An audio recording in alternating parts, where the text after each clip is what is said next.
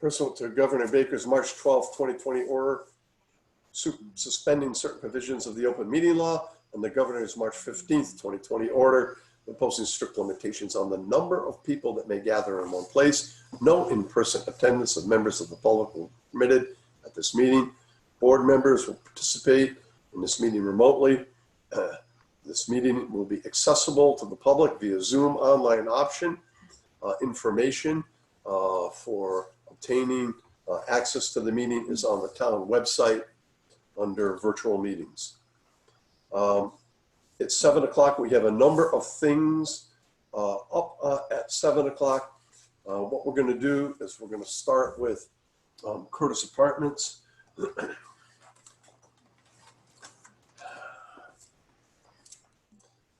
Bellingham Conservation Commission will hold continuations of public hearing in accordance with the Mass Wetlands Protection Act, General Law, Chapter 131, Section 40, and Bellingham Wetlands Protection Bylaw, and the Notice of Intent for the proposed development of a Chapter 40B project consisting of 5 4-story residential buildings, clubhouse, 9 carports, utilities, landscape and associated amenities, and stormwater management system located at Assessors Map 51, lots 4, 4A, 4B, 6 and 8, and at 161, 163, and 167 Mechanic Street, Bellingham.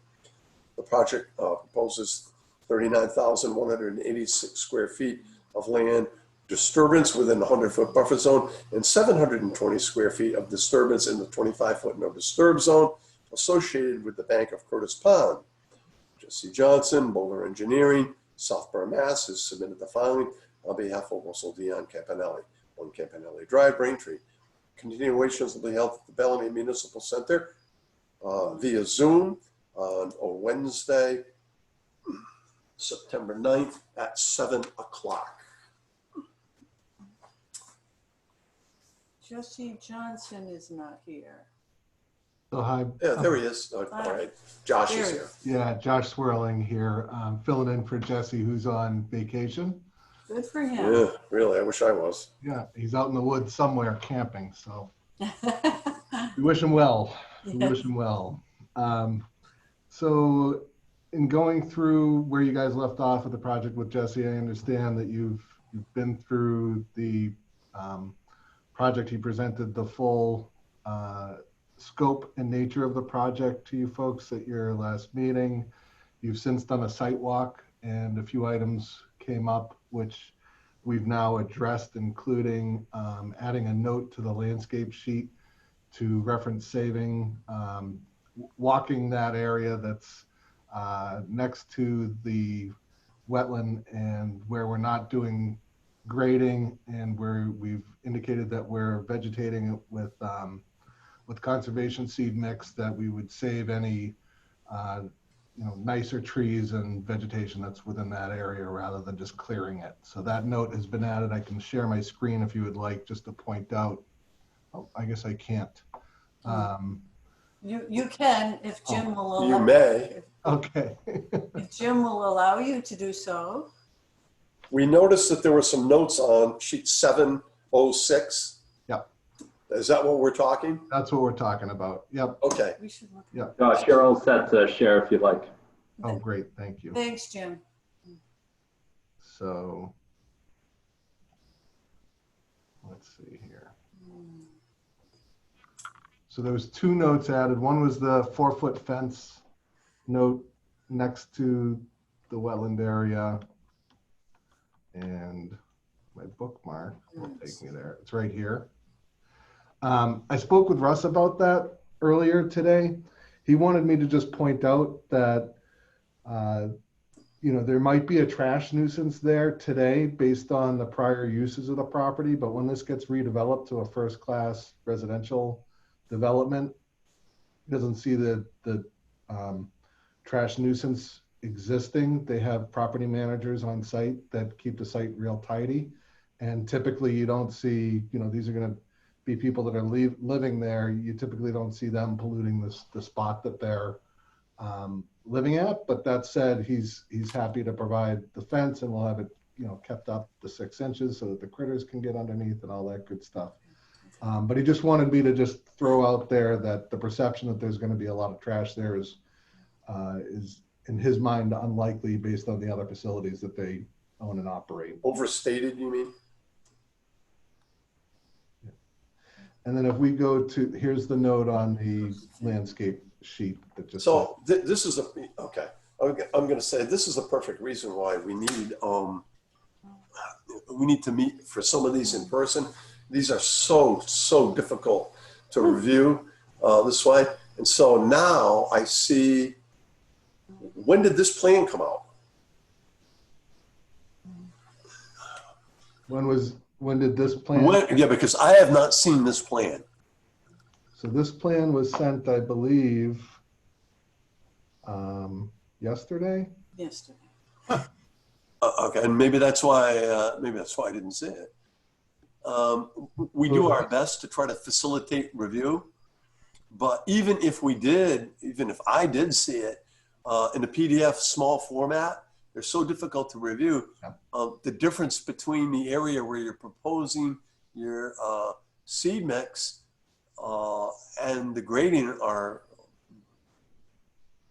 very difficult to differentiate. So there's a hatched area here that's defining that limit of work. Okay. And the contours are underneath.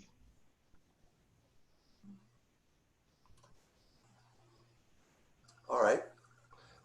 Does everybody in the commission see this? When we were out in the field, the applicant had expressed a desire to perform some restoration work in an area that was pretty degraded.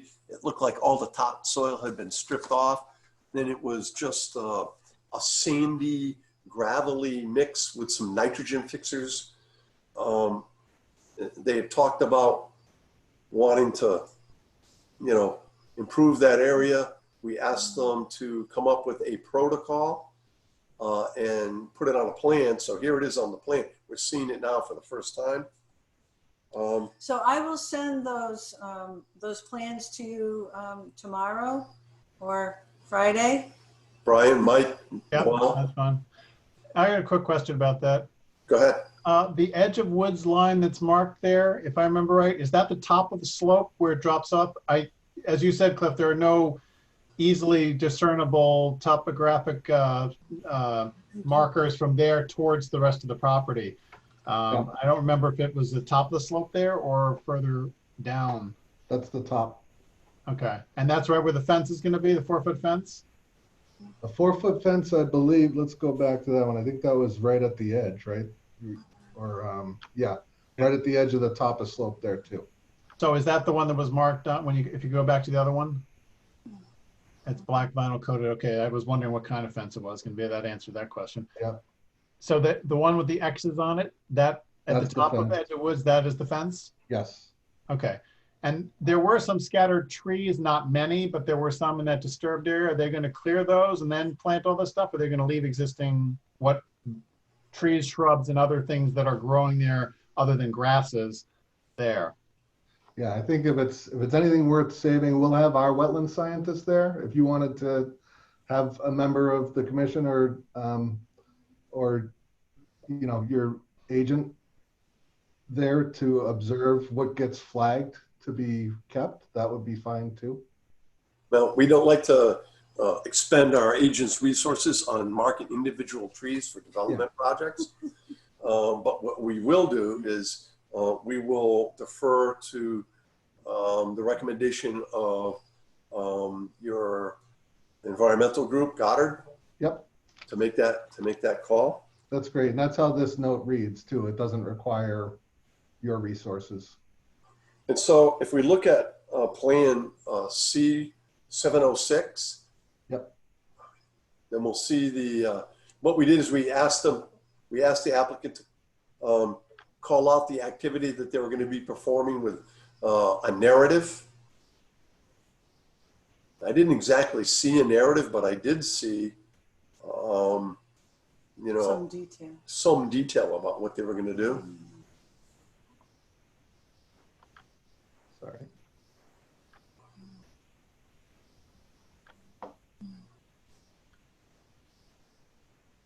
You want 705 or 706? 706. Sorry. That's okay. It's got the details. Ah, yeah, not really easy to read, so we're gonna rely on you to let us know. But there was a section in there on the seed mix, and a lot of this appears to be boilerplate.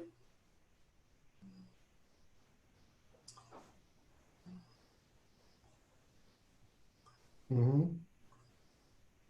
We're getting there. Is this what you were looking for? Yeah, Is the keep going in seed? that direction. Hydro seed specs. No, No, it's, no. I Oh, think, there it is, New England Conservation Mix. yeah, the conservation mix. I can't see it because you guys are all right there in the middle of my screen. Yeah, me too. Oh, here we go. There we go. That's Thank it. you. Okay. So I want the commission to see this. Is that big enough on your screens? Yeah. Yeah, it is. Yeah. Is there any more on top of that? I think you talked about. Oh no. Okay. I know. I think that's it. See, what we were hoping for was a little bit more detail. What you were going to do? Are you going to remove any of the existing soils? I thought I saw a note about placement of topsoils prior to planting. I think that's There's additional notes on our soil erosion sediment control plans. okay. If you can find that note, when we get information the day or 2 days before the hearing, we don't always have an opportunity to review it. Yeah. And I don't think these notes, the soil erosion sediment control plan notes wouldn't have changed from the original submission, I don't think. so it's probably not there. When we were out in the field, what we asked the applicant to provide was the area, which now we see you have done, but also a brief narrative on how they were going to affect the planting. So I think that's what Jesse anticipated this note was doing. And if it needs to be beefed up, I just ask Well, to- okay, all right, hold on. Okay, now see, I didn't see this. 6 inches of new topsoil. All right, 6 inches of new topsoil in all disturbed areas. The supervising wetland scientist shall identify and flag any native trees or shrubs, which is what we were just talking about. And then the exposed area will be restored, the loam and conservation seed mix. Okay. Well, that's what we asked for. It's that we're hoping to get this a little sooner so we could send it out for distribution. Understood. We will do that tomorrow. I also thought somewhere along there that I saw provisions for watering in the event. I mean, we're in the middle of a drought. So this might need to be watered occasionally. Yeah, there's some general requirements in our general notes that are pretty, they're not specific to this area, but they're specific to require the contractor to ensure that the vegetation all takes. Whether he needs to, we leave it up to him on means and methods, whether that means he needs to get a water truck in there or whatever. It doesn't, we don't care as long as he gets the vegetation to take. Correct. Was that So- called out in the land? I read the landscaping notes that basically says the owner shall be responsible for maintaining all and trimming and so forth, but maintaining all the plantings and so forth. It didn't make me feel comfortable that it was this kind of area. If that's the notes that you were talking about, it made me feel like out around the buildings and the islands and everything, yeah, that's got to be maintained and taken care of by the owner. But was that the area that you're talking about for landscaping notes? Because it didn't seem for restoration areas. Yeah, I think, well, when we talk about vegetation, it all needs to be established. And again, the means and methods of how the contractor gets it that way, we try not to get that specific because it could cost the owner money if, we say specifically do it this way, but the contractor has another means and methods to do it. Right, I'm not referring to methods at all, just that one landscaping section that I happened to see, and I did not look through every page, so I could have easily missed it if there's another section, but that section seemed to be talking about areas that they have to maintain, not how they would maintain them at all, but, and they mentioned tree trimming and bushes and sidewalks cleared of fruit and nuts and things that fall and not have people slip, but the landowner, it might be right down If you look at section 11, you're right about there on the sheet 706, C706, they have a watering. There we go. Okay. Yeah, new plantings or lawn areas, it's kind of carte blanche. So look at these. All right, so what we're gonna do, we're gonna get these plans up. Now, these plans have been revised, and we have a revision date so that we can refer to that in the order of conditions, right? Yep. Okay, so what we're gonna do is we're just gonna ask you to separately, just, a half a page narrative saying how you're gonna do it. And that way we can reference that in the order of conditions along with sheet 706 and the plan of records. That'll tidy it up nicely for us. I'm sorry, could you just repeat what the ask is for the separate half page? Yeah, the separate half, what you've got is you've got information in several different places. Yeah. Okay, what we'd like you to do is consolidate it in one easy half-page note that we can refer to in the order of conditions as the protocol for that 25 to 50 buffer zone enhancement area. So not on a plan. Well, you've kind of got it in the plan. You got it on two different plans. Yeah. We just like to have it on its own separate narrative. Refer to the watering. Call it all together in one little package, one little note, and then Restoration. call it buffer zone restoration and enhancement plan, mitigation plan, something like that. So restoration / enhancement and enhancement. And then the final thing that I had is we had talked to the applicant, the owner, the applicant, and the applicant's representatives, Bowler, and everyone was on the same page and in agreement that, you guys would be willing to commence with the certification project process for the vernal pool, and you can walk across Curtis Pond now. It's dry, it's bone dry. Yeah. And so we'd like you to commence that and show us that at least you've outreached to natural heritage and begun the process. So what we would ask on that is that we complete that process upon substantial completion of the project, or, if you wanted it to say prior to a COC. So what is your schedule for, There may be a phasing of this project, and our client just wants to make sure that something doesn't trip him up. Should your regs change throughout the course of the project or whatever, he would just like to have his things substantially built before there could, who knows what could happen in 4 or 5 years. And I don't know, I'm not saying that it's going to take him 4 or 5 years to build it, but we don't know what the market is going to do either. Well, we don't necessarily want to wait 4 or 5 years to get certification of a vernal pool when both your consultant and our peer reviewer is in agreement that it is a certifiable vernal pool. I mean, it's going to create no hardship for the owner because, and we discussed this in the field, everyone is in agreement that it meets the criteria for a vernal pool under the local bylaw, and we have our setback. According to state standards, if it's a certified vernal pool, the vernal pool ends at the edge of the resource area, which in this case would be the edge of Curtis Pond. So there's going to be no impact to the development whatsoever. We just want to get it done now. Pond's dry, everybody can see it.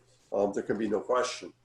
So what if we take the steps to tee up, have Goddard do the inspection, and draft up the paperwork, but not complete the certification process until substantial completion? I'm not understanding the delay here. I'm not understanding what the problem is. So your local regs are much more stringent than the state, correct? Not that much more stringent, but yeah, we do have a setback. Right. And we're infringing in that setback already. This is a quantity. Well, this is,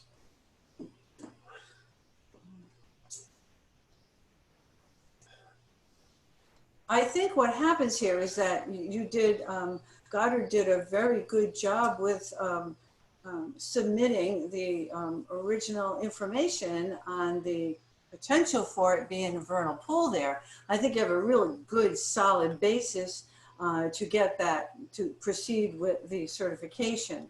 All we were waiting for is for dry conditions to show that there was no fish population, and that has been proven. And I'm confused as to why, you know, you would want to wait several years before you proceeded with that. I think what they're afraid of is that if we change our regulations and extend the protective area around a vernal pool, that it will negatively impact their project. That's correct. But if you... And maybe we could do it with substantial completion of the area adjacent, because if they phase it, they're obviously doing the driveway first, right? Right. They need the access, and that's the closest point to it. So Yeah. maybe we could say it's substantial completion of that, you know, of that first phase of the project or something, which would include the driveway and, you know, that building. Which number is that? driveway? The substantial completion Okay. of the phase with that, including that driveway. The access, the main access driveway, building one, and, you know, the surrounding parking field. I'm not sure of the requirements for natural heritage if you're certifying a year out from when it's documented. I don't know either. Yeah, what we're trying to do is we're trying to save your resources that you already collected this year. Just so that we don't have to be duplicitous in your research and your submittal.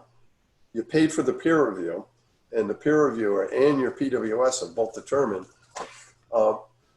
Right. I mean, worst case scenario is, you know, Russ would need to pay for Goddard or whomever to go back out there and recertify, I guess, right? All the math is pointing in the same direction, whether it's this year or next or the following. And if a certification went stale because it needs to be within X months of a submission or certification, then we might need to redo it. And the problem is what happens if when you get to redo it, Natural Heritage says, oh, wait, we need current conditions, and it's not dry. Now, I've seen it dry. It dries up 2 years out of 5, but what happens if the next 3 years are wet and it doesn't dry up? Natural Heritage doesn't accept information that's a year old. I think that's what I'm getting at. So I think, again, if we can tie it to the substantial completion of the work that's closest to it, it'll bring it within a tighter time frame, but it won't be so tight that Russ is going to be concerned with some losing protections, if you will, if you guys were to change your regs. And not saying that in that time frame you all won't still be on this commission, and you know what you're saying of it's not going to change won't be valid. But I think just from you know, having things written in conditions, he wants to make sure that he's protected and not extending too far over. I mean, he's going to have, I'm sure, folks, lenders, et cetera, that are going to look at this too. We could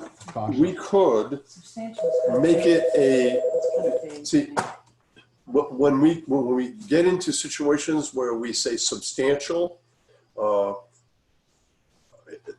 it's a gray area. We don't issue permits that way. However, what we could do is put in the permit that future changes to regulations notwithstanding, this buffer zone will remain in effect by law. We could do that.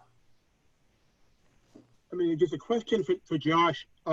If I understood what you said correctly earlier, building one in that area is going to be done early on. You're going to do the buffer zone restoration work as part of the upfront stuff, or am I misunderstanding that? Yeah, no, I think that would all be done together so that as he as they get people into building one, that area is done and it looks nice. And I don't know if the commission ever does this, but another way to maybe address it would be when that's done and finalized, would the commission consider a partial certificate of compliance just for that area? No, we don't do partials. Yeah. Okay. No, that gets to be a nightmare, especially in an apartment complex. Yeah.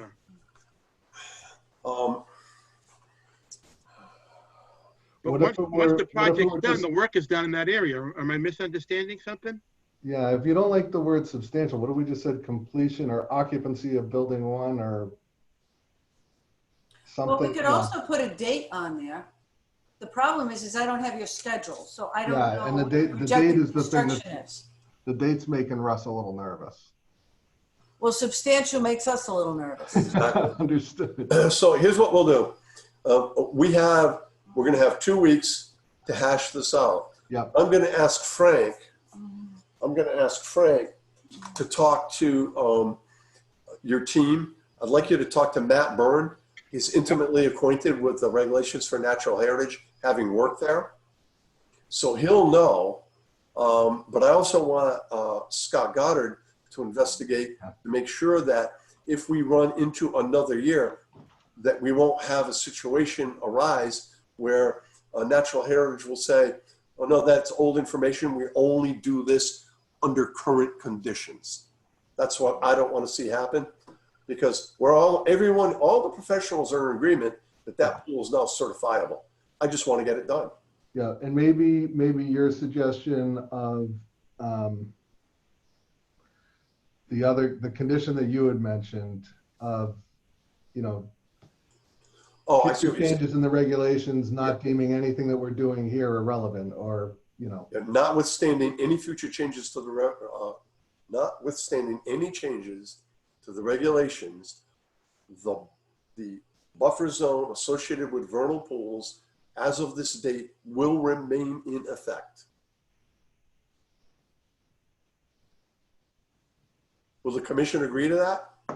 but I don't know that that's, again, we're within the no-touch zone, so it almost wants to be more applicable to the rights that the project has versus what the regulations say, right?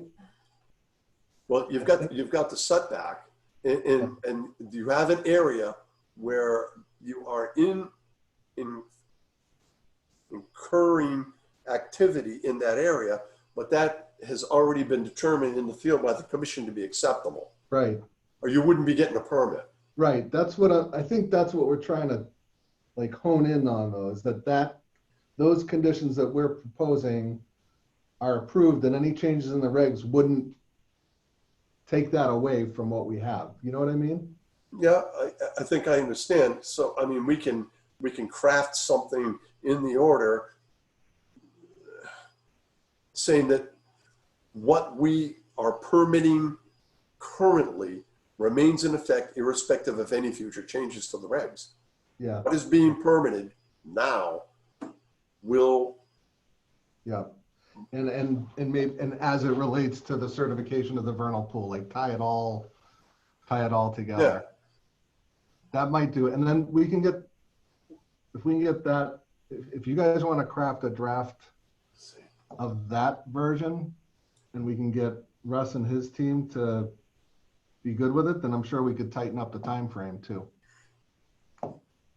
okay. In the meantime, I'm going to ask Frank to talk to Mr. Byrne and find out, because maybe it's a moot point. Maybe natural heritage will say, fine, once you document it 2 years down the road, we can still certify it as a vernal pool. If that's the case, we don't have to worry about it. Yeah, right. So, all right, fine. So let's take a look at that. We have another hearing. One more thing, we want to do any disturb zone badges. Okay, along the fence, along the chain link fence, Yep. we're going to ask you to put up some no disturb zone badges.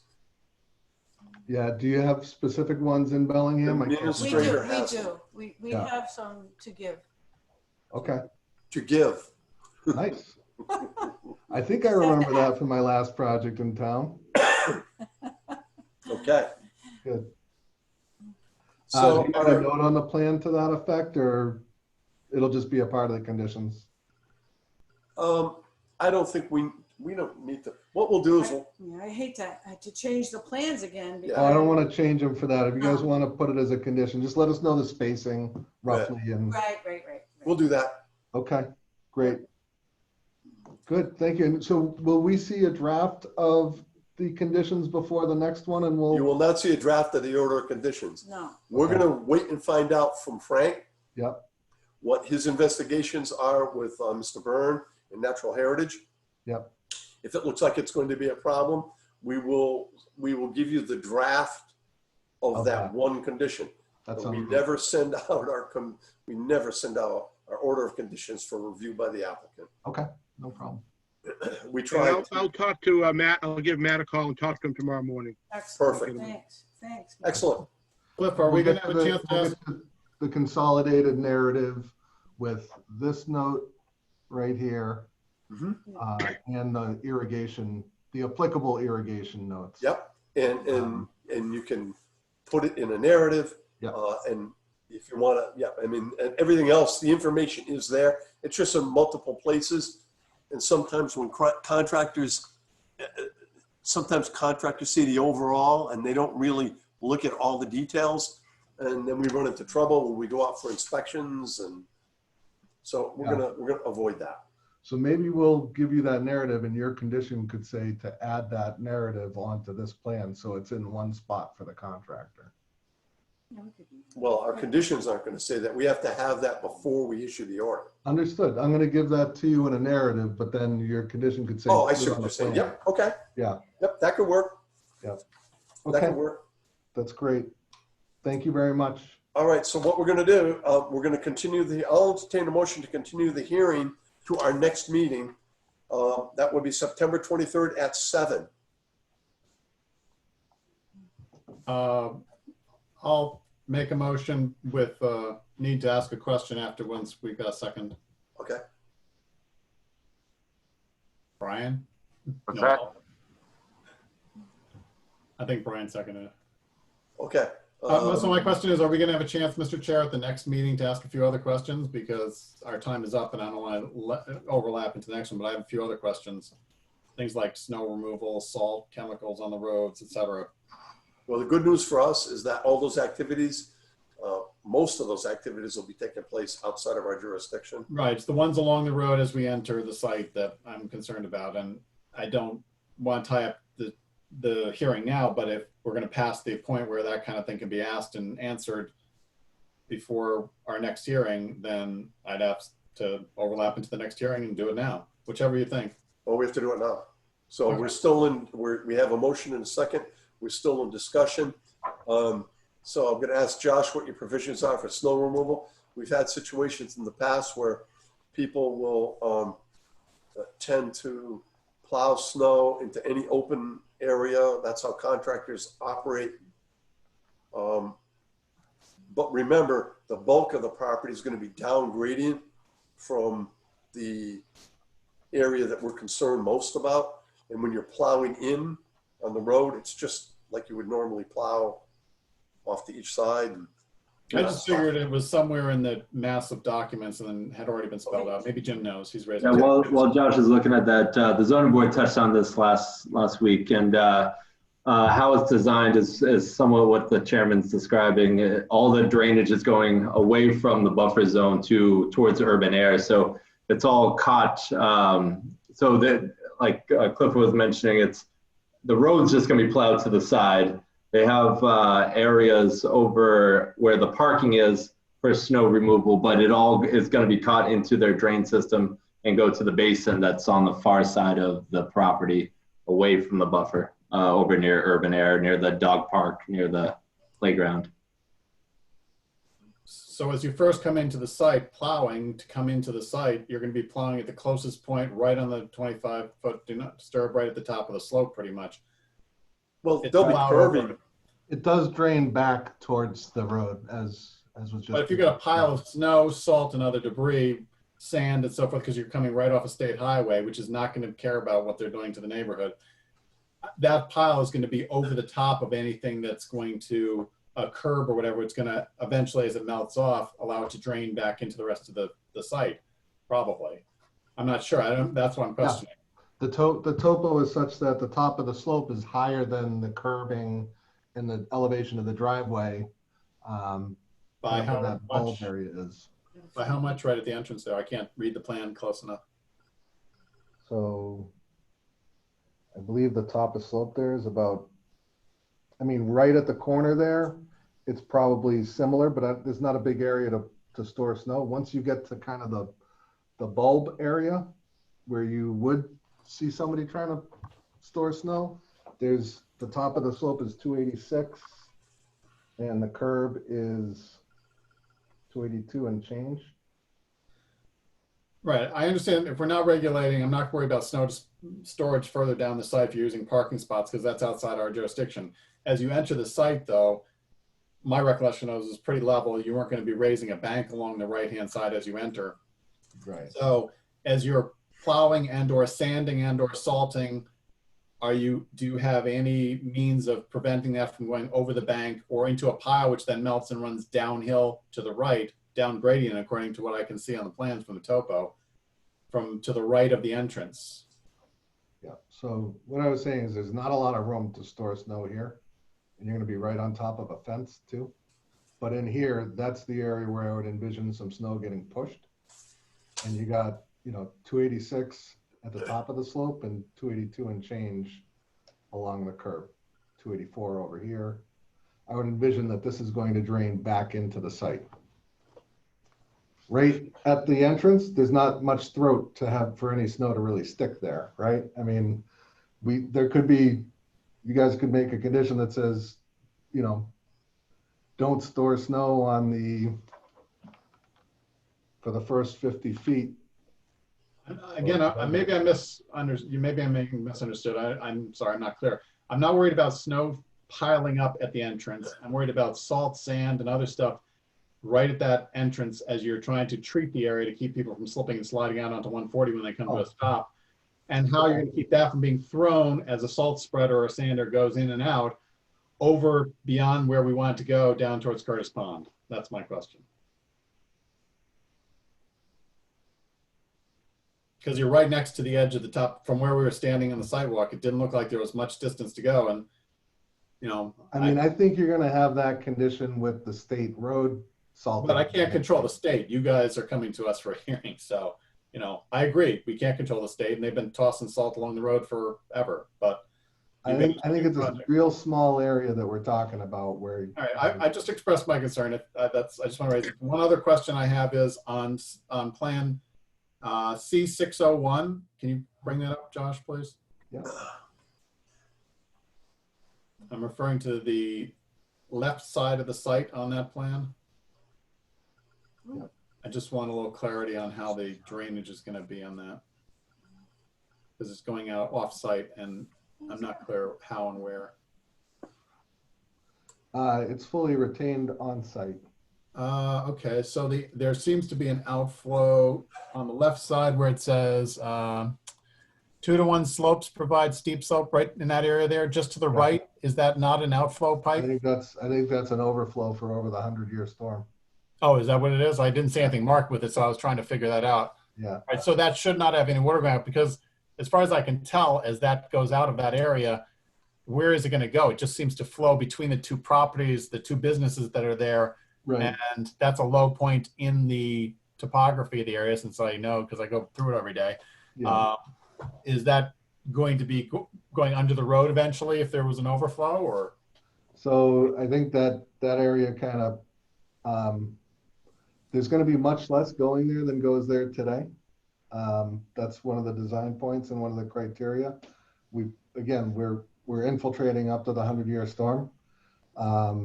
So our criteria is to not cause increased downstream flooding, which this wouldn't do because of the fact that we're reducing everything that's going to this point, right? In the future, I know, Matt Clark is likely going to be redeveloping those parcels. But I can't tell you when and I can't tell you what, but I'm sure that's a condition that that will be further considered then. But we're meeting all the criteria as it relates to handling that stormwater. And I'm just sort of looking quickly at, because we noted that in our peer review letter, but it's an overflow pipe that has a very small, according to the drainage report, the 100-year flow out of that pipe is like 0.05 CFS, Oh my. much less. Yeah. So I mean, presuming it's maintained appropriate and you're still getting the infiltration over time, I don't see a problem with that.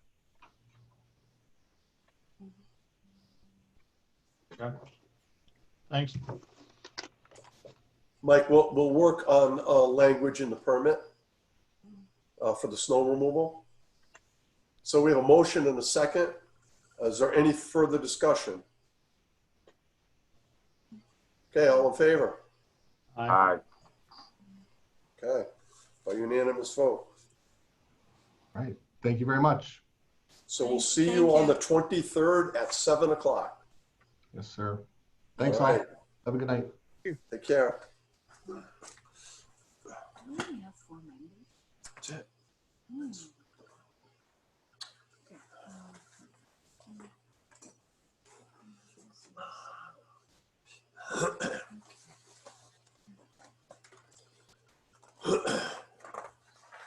Okay. Bellingham Conservation Commission will hold continuations of public hearings in accordance with the Mass Wetlands Protection Act, General Law, Chapter 131, Section 40. The Bellingham Wetlands Protection Bylaw and the notice of intent for the proposed grading, site work, and stormwater management system associated with a 103 lot residential subdivision entitled Bellingham Shores, including the construction of the subdivision roadway located within the buffer zone to bordering vegetated wetlands with proposed filling of 1,700 square feet of isolated vegetated wetlands. The property is located at Assessors Map 72, lots 13-1, 13-2, 14-0 through 14-7, and 14-16 at South Main Street and Cross Street, Bellingham. Scott Goddard, Goddard Consulting, Main Street, Northborough, has submitted the filing on behalf of Rick Terrell, Bellingham Residential Realty, Corey Drive, Milford. The continuations will be held at the Bellingham Municipal Center. No, will be held via Zoom on September 9th at 7:30. Apologies, we're running a little late. It's the way it happens. Oh, yeah.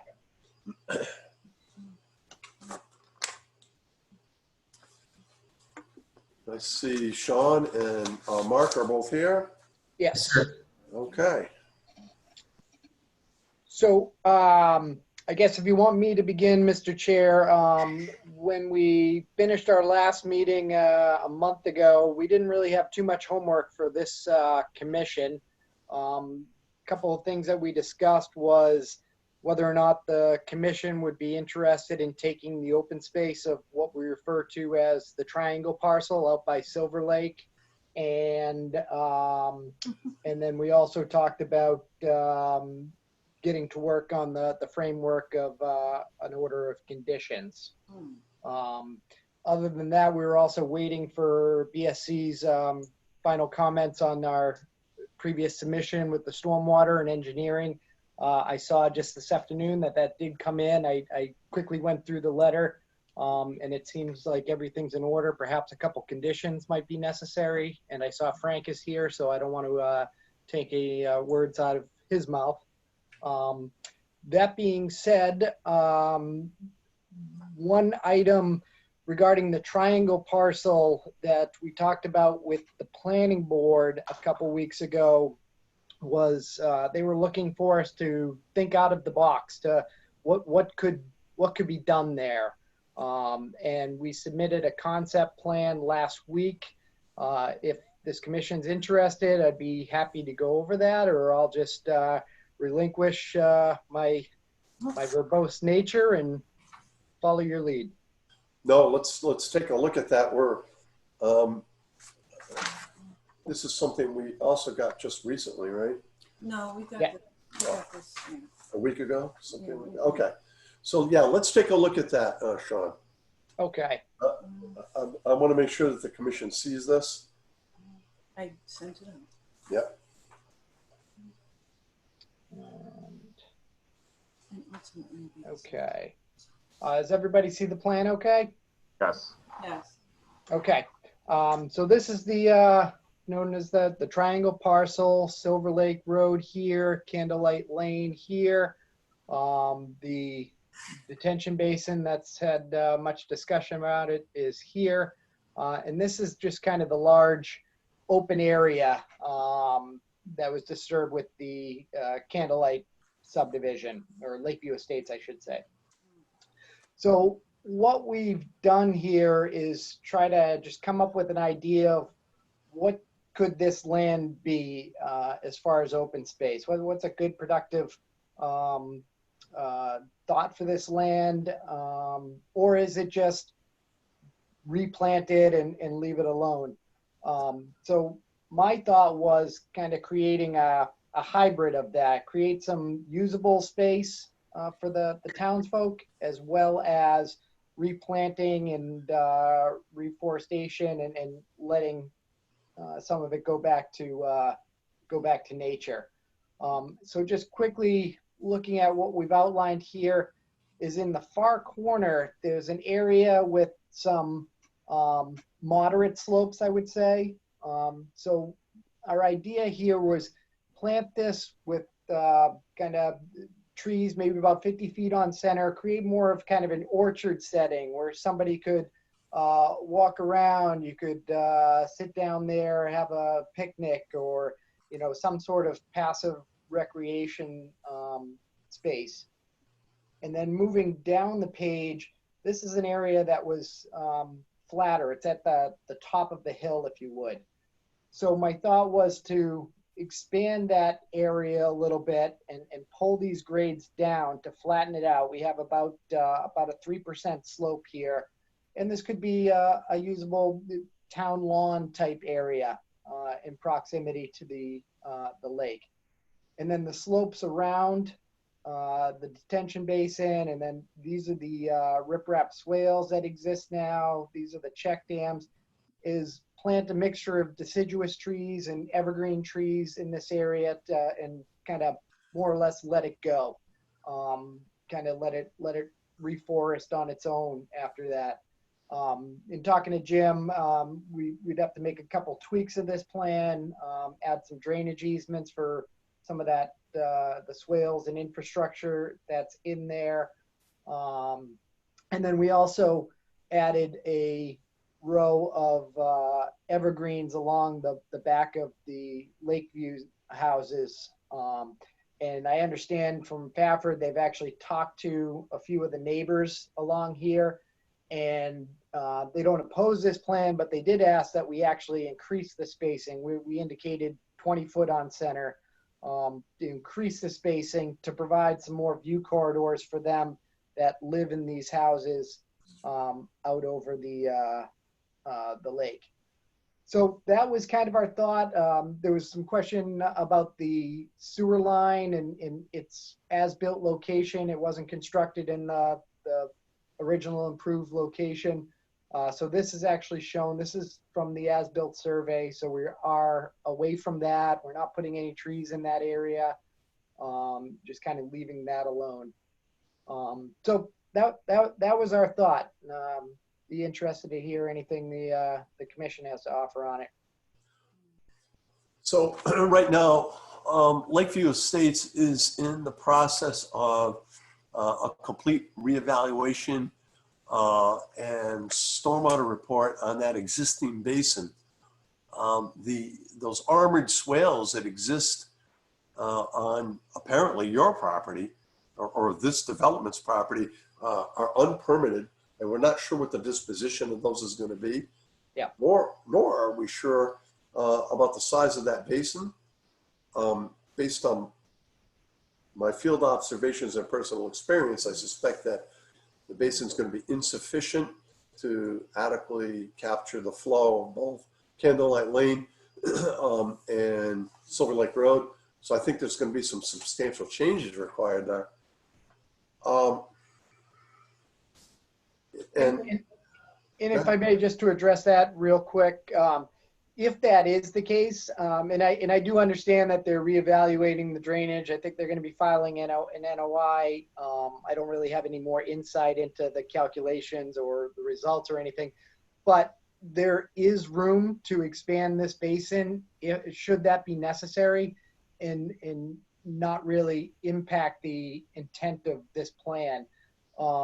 As well as if this drainage basin increased in size and we added drainage easement area and take that out of the open space, that doesn't really change the open space calculation requirement or our needs for the subdivision itself. So I understand your point. You know, this is still in flux a little bit. And so that's why this is just kind of a concept that we wanted to bring before the town.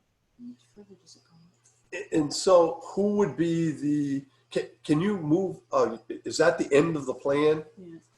Oh, It does come up further to a point up here in land that I believe has been undisturbed. I don't believe any of the disturbance went much past this slope here. So is that the lot line? Oh. See if I, Oh. another plan. Yeah, so it doesn't show the top part. All right, so it would be your thought here to donate this to a homeowners association or to the town of Bellingham, or that, Our thought would be, it would be open space deeded to the town of Bellingham, whether that be the town proper or the Conservation Commission, whatever it be. But that was our thought. all right. I think we talked about the strategies involved with protection of open space before, and you know it's a lot easier for the applicant to just donate it to the Conservation Commission because town meeting approval is not required. But from the commission standpoint, you know, I'm looking at enforceability for preservation of the open space and the values that would be associated with it, not just here, but, you know, on the other parcel. And one of the things we like to do, I mean, if there were prior to or immediately after issuance of a permit, a change in ownership, then we would have, it would be difficult for us to have assurances that we would have the wherewithal to be able to enforce this. For instance, I look at all those houses up on Candlelight, and I know that Jim is here with the planning board, so I'm glad he'll hear this. But it's our experience in the past that, in addition to wanting to look and improve the view sheds of all the people there, also makes an easier path for them to dump their grass clippings to somebody else's property. That property always, unfortunately, is open space. And the town or the commission doesn't necessarily have the manpower to be policing these kinds of situations.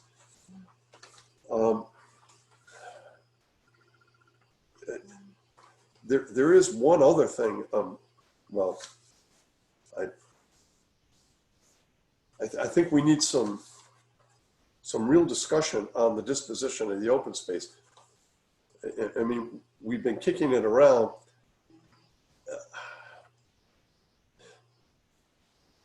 What I see here is I see the only remaining undeveloped tracts of land and in the immediate environment of very heavily, densely developed residential areas, and the pressures on those lands are going to be significant. Well, so I would suggest that, you know, at a very minimum, that we try to preserve at least that buffer zone along the lake. The 100-foot buffer. I'm just kind of throwing out some ideas there to protect, has a no disturb zone, that 100-foot buffer zone along the lake shore.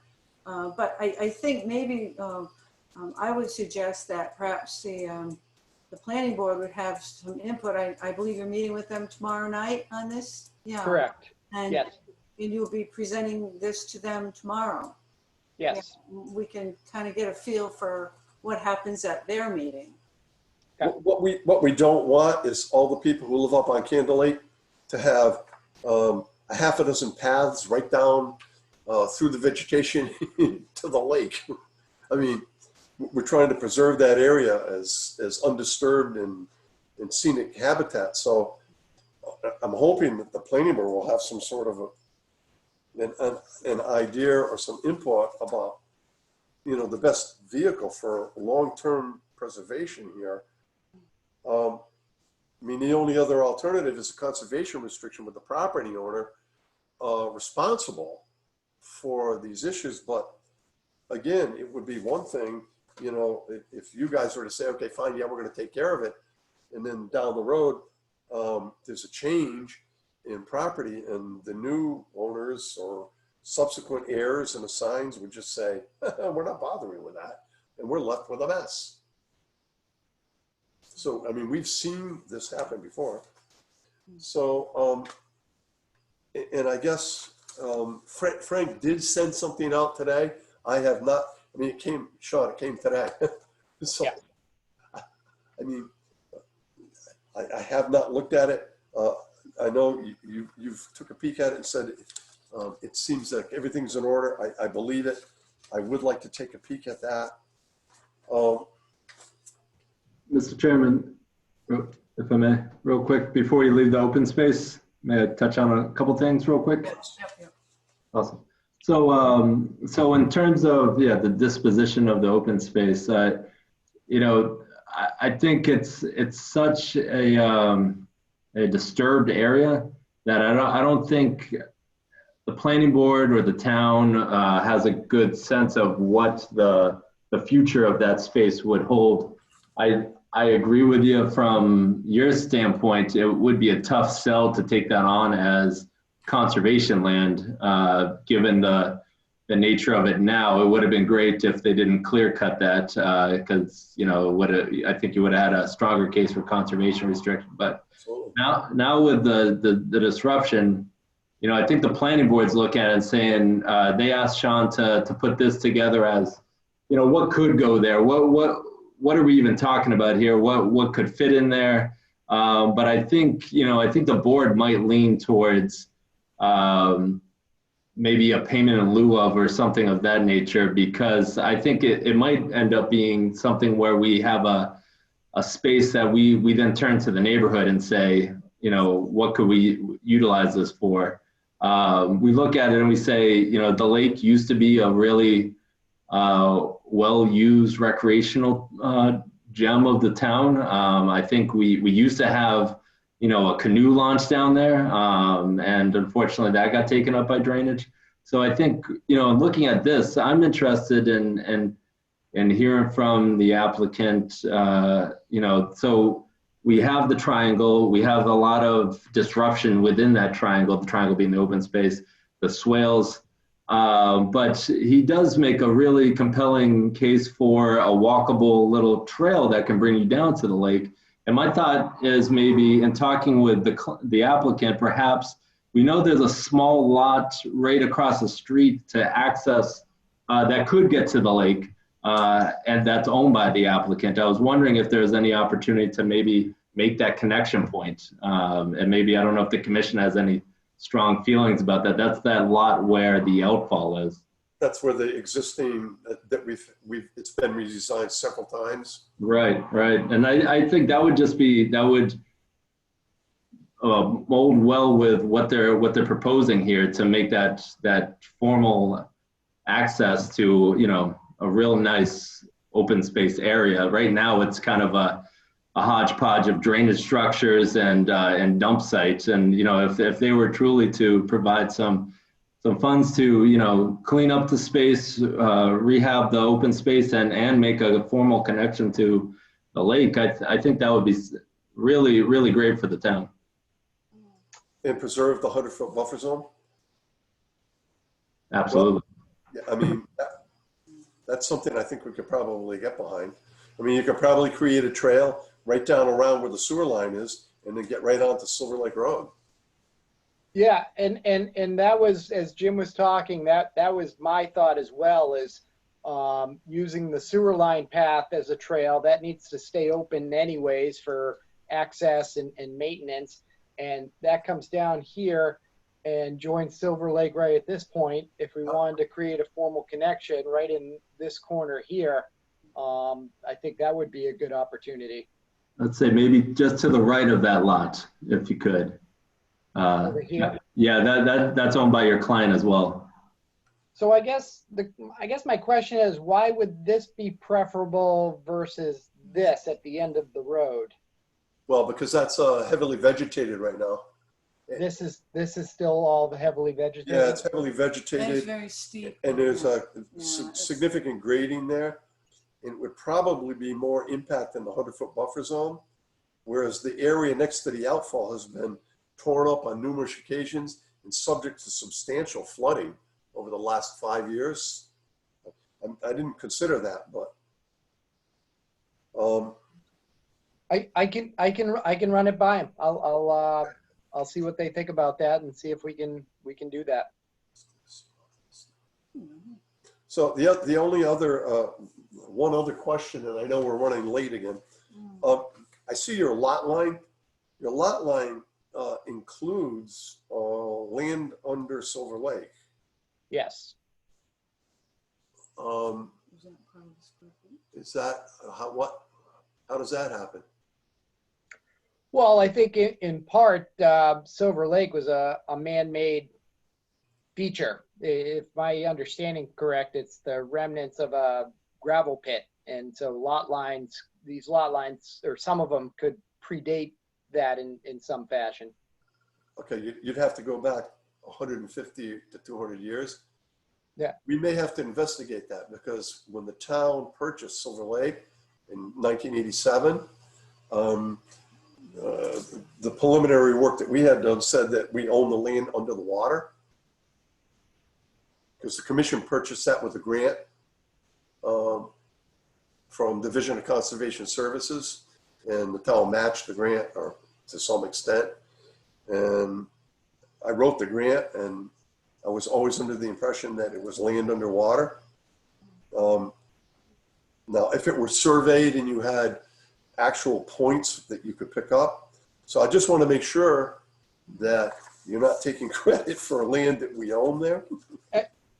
I understand, and I made myself a note. We'll have the surveyors take a look at that and provide some commentary on that. Okay. But Jim, we'll be very anxious to see what kind of strategy you come up with, and if the planning board has any ideas about the disposition of the balance of the open space. Because, once again, we're really concerned about enforceability.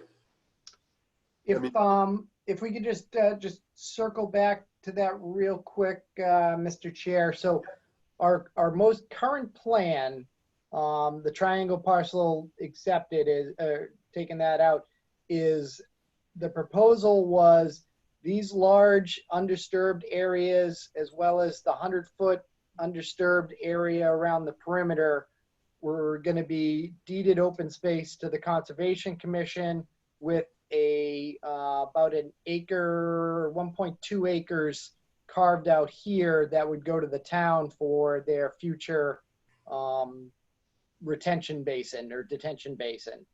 Are we rethinking that as well? What we're thinking here is that it may be necessary for us to hold a conservation restriction with the grantor being responsible for incursions or corrections or enforcement for violations.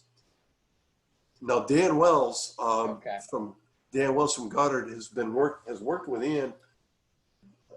Isn't Mark Arnold? Mark Arnold's there somewhere. Is Mark in? I'm not aware of that, but I can definitely look into it, Mr. Chairman. But I mean, it's a very odd situation to put that on an applicant when the applicant is going to be selling these houses to a homeowners association, and putting them on the burden to police land that they don't own. If they own the land, then they would be willing to police it. But if otherwise, I'd have to look into that to understand. But I don't think I haven't heard of that from my colleague Dan, but I can look into it. Would you please? Because I think, Mark, I think you can see what our concern is. It's the last big piece of open space surrounded by tons of houses. Everybody's going to want to have ATV trails. They're going to want to be, they're wanting to be hunting. They're going to want to be using the property. I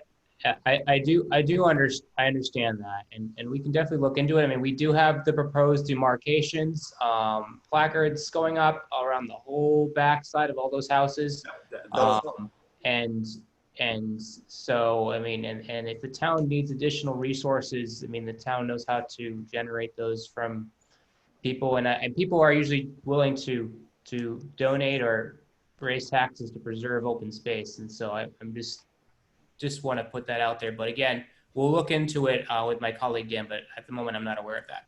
Yeah, I'm sure we can come up with something that will satisfy everyone. But getting back to your last remark, we do have homeowners associations, some condos, in fact, who do own land, who are in which we are holding CRs on. So it wouldn't be anything new that would happen in our town. We have that happening in a few places in town already. Oh, CR is totally different from donating it to the Conservation Commission. Oh, yeah, Oh, absolutely. absolutely. We Yeah, absolutely absolutely. understand that. Yep. We understand that. And with Take on the burden of enforcement is a challenge for us. and just one thing I wanted to point out too is that these are going to be individual lots, and there'll be a homeowners association until the time that the town accepts the road. This is being designed and planned for ultimately being accepted by the town. So I'm not sure how that would work in perpetuity. Something like that versus a condominium, you need to have the associate, they all own it collectively. This is going to be individual. Yeah, well, I'm sure we'll come to something, but we just have to put some thought into it, and I'm sure Okay. we can resolve this. It's just putting our best efforts forward to find a solution. So Mark, Okay. if you would touch base with Dan, Yes, sir. thank you. So in additionally, what we want to do is we want to make sure that in the planning board, you're meeting with the planning board tomorrow. Yes. So we're going to need, we want to make sure that the plans of record for the Conservation Commission and the plans on record for the planning board are going to be the same plans. Yes. So that when inspectors go out, we don't have situations where we're yelling that something's not right and there's another set of plans. Okay.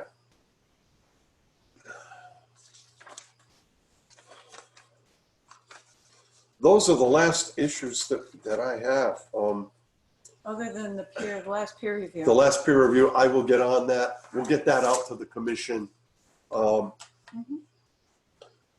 if everything is like you suggest, Sean, and is Frank still there? I'm falling asleep. No, I'm here. Oh, sorry, Frank. No, I'm only kidding. I mean, just you didn't seem to think that there were any additional problems. No, I think the items that I noticed in the latest set of the plans, I think, can be easily conditioned. For example, they did certainly add a clay core inside the berms around infiltration basins 1 and 2. I'm not a geotechnical scientist, but I think they need to go into the ground so that they're interrupting the flow through the thing a little bit deeper. Same thing for the outlet pipes. I think you need to have something to interrupt the flow there. There are a couple of minor things. I had one of our folks look at the Hattush modeling for the groundwater one. works. It's the mound is basically the system. The Hattush equation looks at from the middle of the detention basin, and you go out 100, 120, 140 feet. That mound is pretty much dissipated by the time it gets outside the basin area itself. So again, I think, yeah, as you would expect, the basin's going to have during the flood period, have a higher groundwater because it's water seeping in, but it doesn't really impact anything substantially outside of the limits of the detention basin. So it doesn't appear that even in a flooded condition, that the water will intercept groundwater when it's infiltrating. Right. It will eventually, as it leaves the basin, it's going to get lower and lower. Basically, blend into the groundwater 150 feet or so outside of the center of the basin. Okay, but the mound during infiltration will not intercept the bottom of the basin. The way the model works is the water is coming from the basin and it makes a mound underneath it. Right. So there will be water in the basin. The length of this model is for 36 hours. So again, you'd expect after a heavy storm there'd be water in the basin. When it sinks down out of the basin, that hump of water, if you will, still does not extend very far outside the basin limits. Okay, but does that hump of water intersect the basin bottom? During the initial part of a storm, when there's water in the basin, so when it's detaining the water and letting it seep into the ground, there'll be water there. Once that water level meets the bottom of the basin, that groundwater level, that mound is going to seep down and disappear, and it will match the original groundwater. You're not pushing the groundwater mound out 500 feet away from the basin, basically. It's going to just be in the immediate vicinity during and immediately after, a day and a half or so after the storm. Then it's going to dissipate. Okay. All right. Well, I'll review your notes, but I just wanted you to, while you're here, didn't want to waste your time.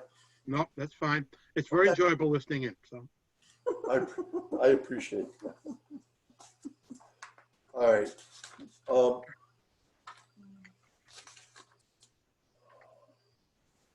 Chair. Mr. Chair, quick question. Oh.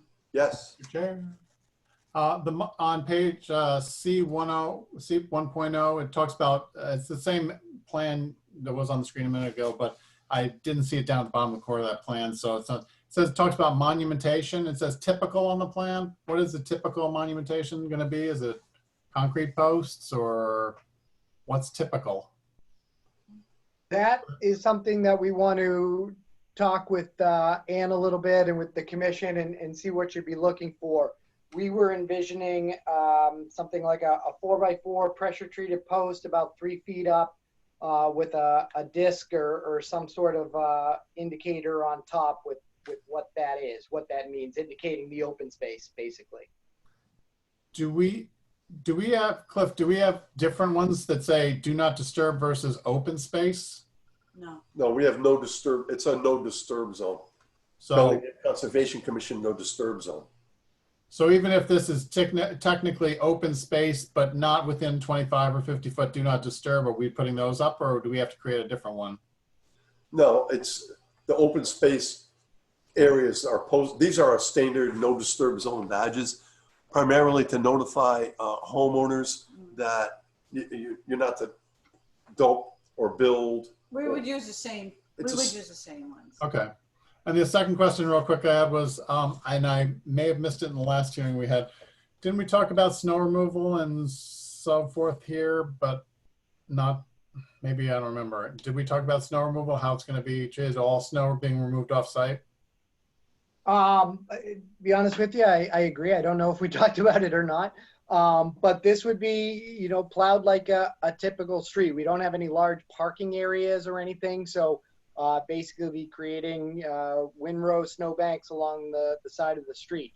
And then the individual homeowners would be responsible for their driveways, snow blower, shovel their drive, whatever. So no, there isn't any plans or need to truck off site. This is country drainage, correct? Nope, this is curb and gutter. Or what's that, curb and gutter? We're all curb and gutter, yeah. No sidewalk though, right? I don't see any sidewalk shown. We do. We have sidewalk on one side of the roadway. Oh, maybe I didn't blow it up high enough. Okay. All right. Setback. So if you're plowing along the road and there's enough snow so that you can't safely plow, what's the plan? You've maxed out the height. Now you're either making the road too narrow for fire safety, or the homeowners can't get out of their driveways because so much snow has been plowed around. We've had some pretty big storms. What do you do then? Like Jim's on this. Yeah, so this is a public road, so it's going to be whatever Don does with his guys. This isn't a homeowner association. This will be a public way. How soon after they build it do we think that the town's going to accept it as a public road? It's not going to be. It's up to the town meeting. I mean, it's soon as they complete the road and all the infrastructure is completed. Normally we let it sit for one winter, but other than that, once everything's done and they put it on a warrant, we make sure all the infrastructure's in, and then it goes to a town vote. Well, correct me if I'm wrong, but weren't we talking about this project being done potentially in phases? And I get the impression the phases might be over a couple of years. No? Is it all going to be 103 all built at once? That's what my question is, I guess. Yes, no, I think you are correct. And yeah, the total build out could be over a few years. And in that time, the developer's responsible for plowing the roadways. And I guess if you're concerned about snow storage during that time, we can also think, not all these lots are going to be occupied. And if they needed to put snow on a lot for whatever reason, I don't foresee it happening, but there'd be unbuilt lots at that time. But by the time this is all built out, it would be ready to be accepted by the town. Okay, thanks. Yeah, this is a situation where we're going to have, a town road. It would be like no different than plowing, Scott Hill Acres or Weathersfield, or Lakeview Estates for that matter. The town will be plowing, and if there's a lot of snow, it'll be up on the sidewalks and maybe onto people's lawns a little bit, but. Yeah, all right. I just remembered the phasing, and I'm thinking, if Jim's right, the town accepts it, that's fine. But until then, if there's a period of time, could be a couple of years, sounds like developers just have to do what they have to do, I guess. Right. All right.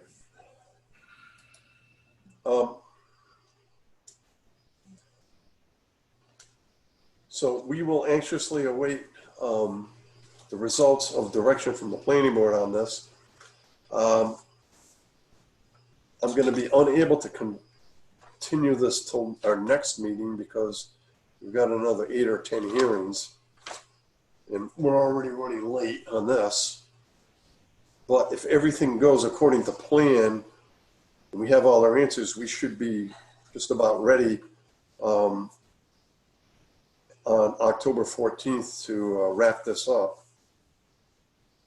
So I'll entertain a motion to continue the hearing to the evening of October 14th at 7 o'clock.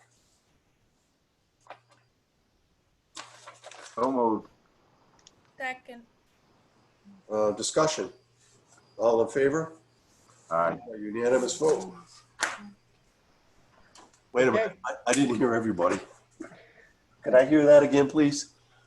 Aye. Aye. Okay. Thank you. Thank you. Thank you. All right. Thank you all. We'll see you on the 14th. Thank you. Bye. Thank you, Frank. Thanks, Frank. Take care, folks. You can stick around if you want. I may until my wife says, hey, what are you doing up there? Okay.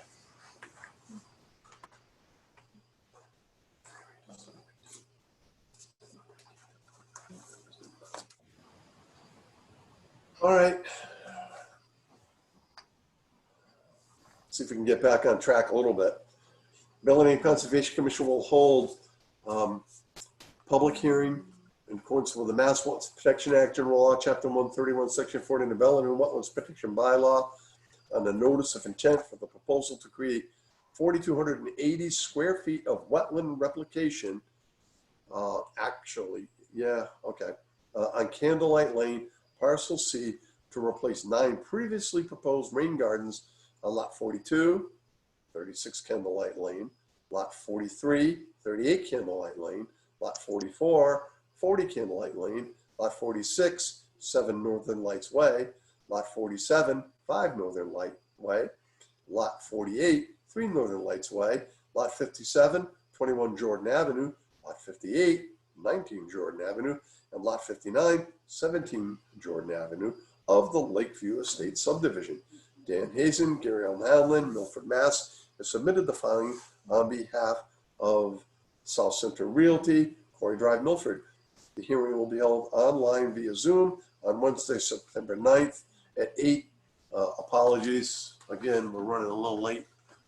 And I see Dan Hazen's here. Is someone here from, I believe Art Allen's here with Ecotech. I don't see him. Yeah, I'm here. He's incognito under Scott Morrison. He's using. Oh, is it? Geez, did I get Oh, there logged he in is. under Scott again? I'm sorry. Scott That's Morrison. okay. Yep, okay. Sorry about that. No problem. Good to see you again, Scott. Same here. Okay. All right. If I could share my screen here If please, Jim. on the other D Hazen that I'm logged in on under.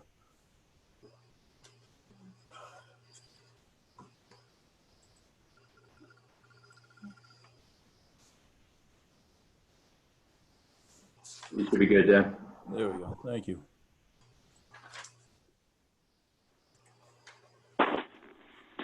All right. So what I was tasked with was finding a solution for some rain gardens that weren't constructed during the house lot construction, or we had some issues with they were installed and then the homeowners have over the time filled them in, built fences around them. So we had some issues with that. One of the solutions was I met Art out on site and we walked through the parcel C that's between Northern Lights Way, Candlelight Lane, and originally I looked at an area that was between the northern isolated wetland and the area of the new wetland that is formed. Yeah. And while we were out there, Art noticed a really nice connection that could be formed between the two isolated wetlands. It would involve minimal vegetation clearing, tree clearing. The grades actually work a lot better than the other area that I had been looking at. And what it would accomplish would be, it would still be in the general spirit of the rain gardens, but it would create a hydrologic connection between the two wetlands to, assist with flood storage and just a less intrusive, plus easier to construct with less impact to the any buffer zone work. There'd be less because we're able to access this through the back of lot 49 and be able to construct the wetland here, be able to stockpile material outside of the open space, and Art's created a protocol for the restoration with a fairly substantial replanting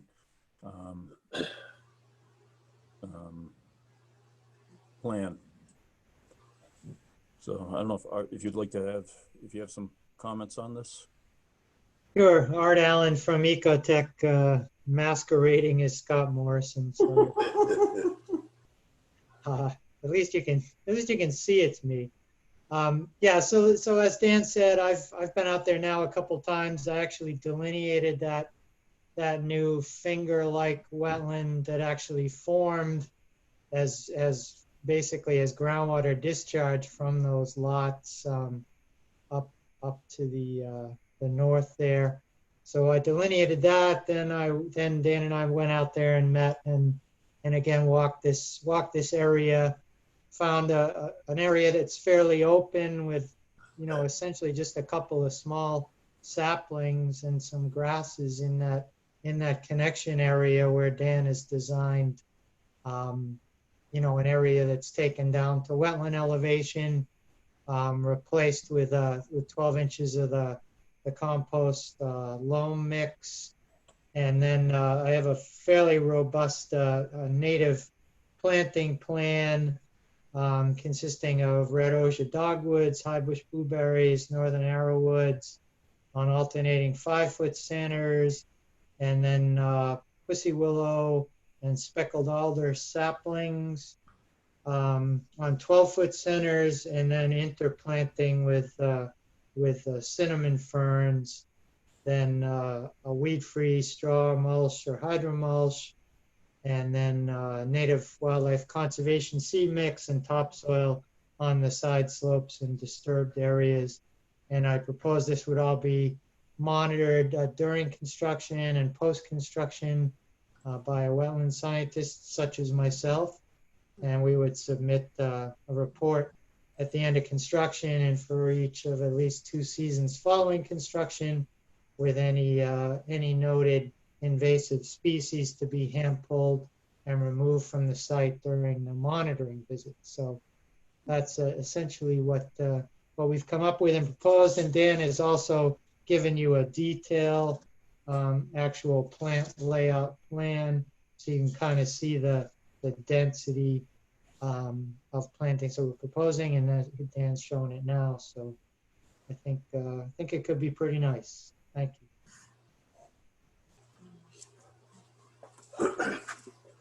Okay, the administrator and I have been out on the site, and at our last meeting, I think Dan asked if he could get a last meeting of the meeting before. Zoom is running all together. For a consensus from the commission as to whether or not this would be appropriate.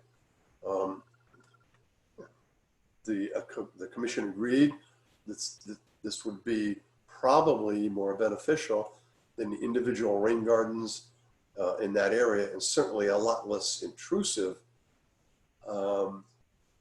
So we were looking forward to seeing the plan.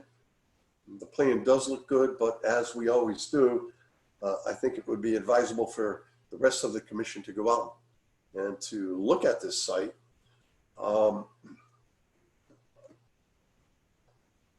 So normally I check for availability with the commission, but this time I'm going to ask the commission for a specific date. Is anyone available for Saturday the 19th? Mike is good. That should be good. Ian and Cliff are good. Brian's good. Brian. Yeah. Noel? Yeah, I can make it the 19th. Be awesome. And then what we'll do is for members not in attendance tonight, they will get a personal invitation to attend, as they were not here to get the Zoom invitation. All right. What time would that be? Well, knowing that Scott's coming from further away.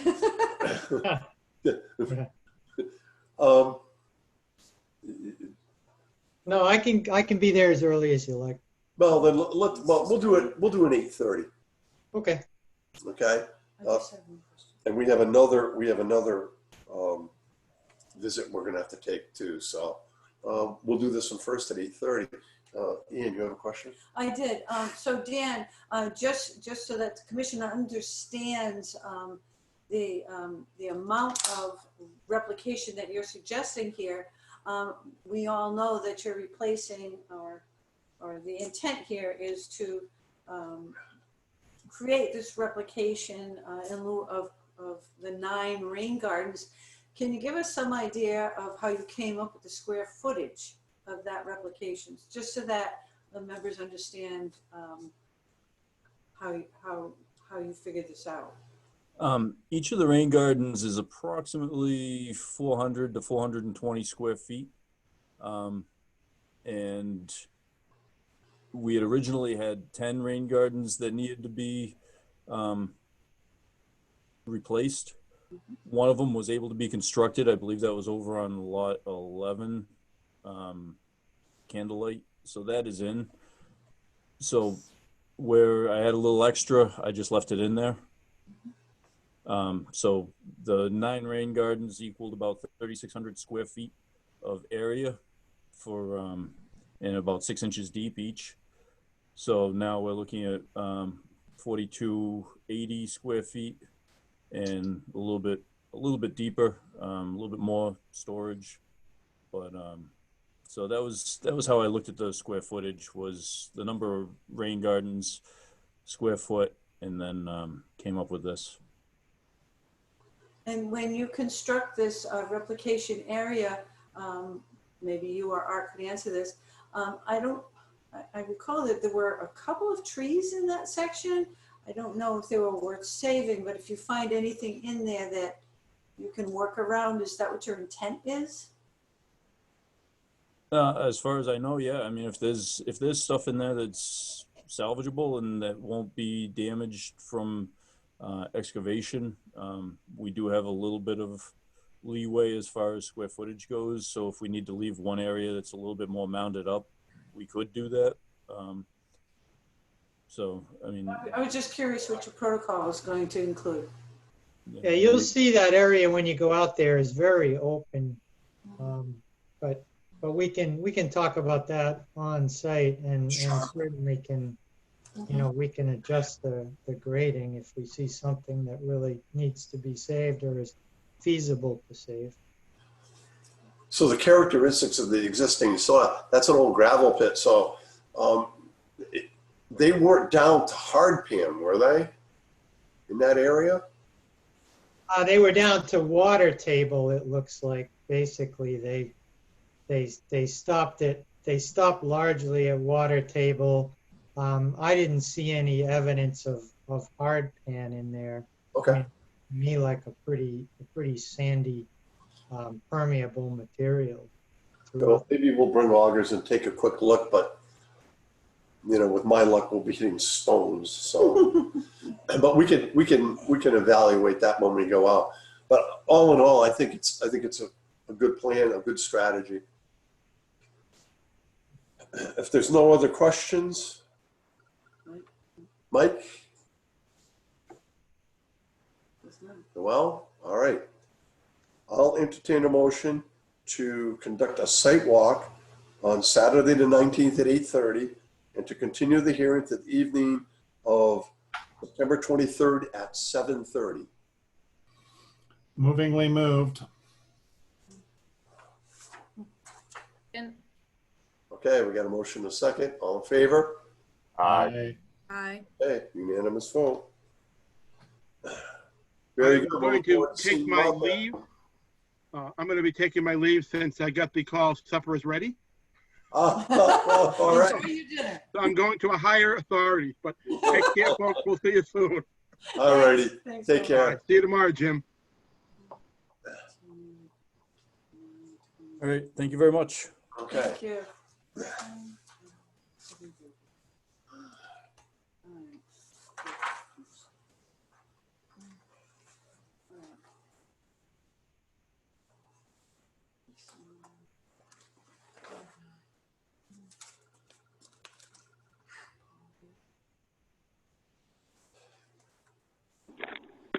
Bellingham Conservation Commission will hold public hearings in accordance with the Mass Wetlands Protection Act, General Law, Chapter 131, Section 40, the Bellingham Wetlands Protection Bylaw, a notice of intent with a proposal to replace an existing septic system with a new Title V system located within the buffer zone to bordering vegetated wetlands at Assessor's Map 50, Parcel 47, 86 Mechanic Street, Bellingham.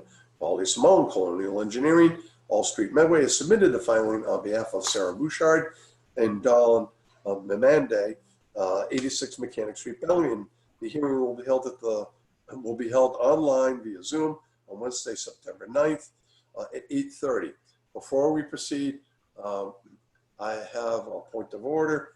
I was informed prior to the start of the meeting that one of our members received notification as an abutter.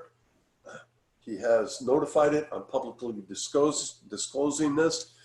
Brian Norton lives in the condos across the street, but his building is not directly abutting the property.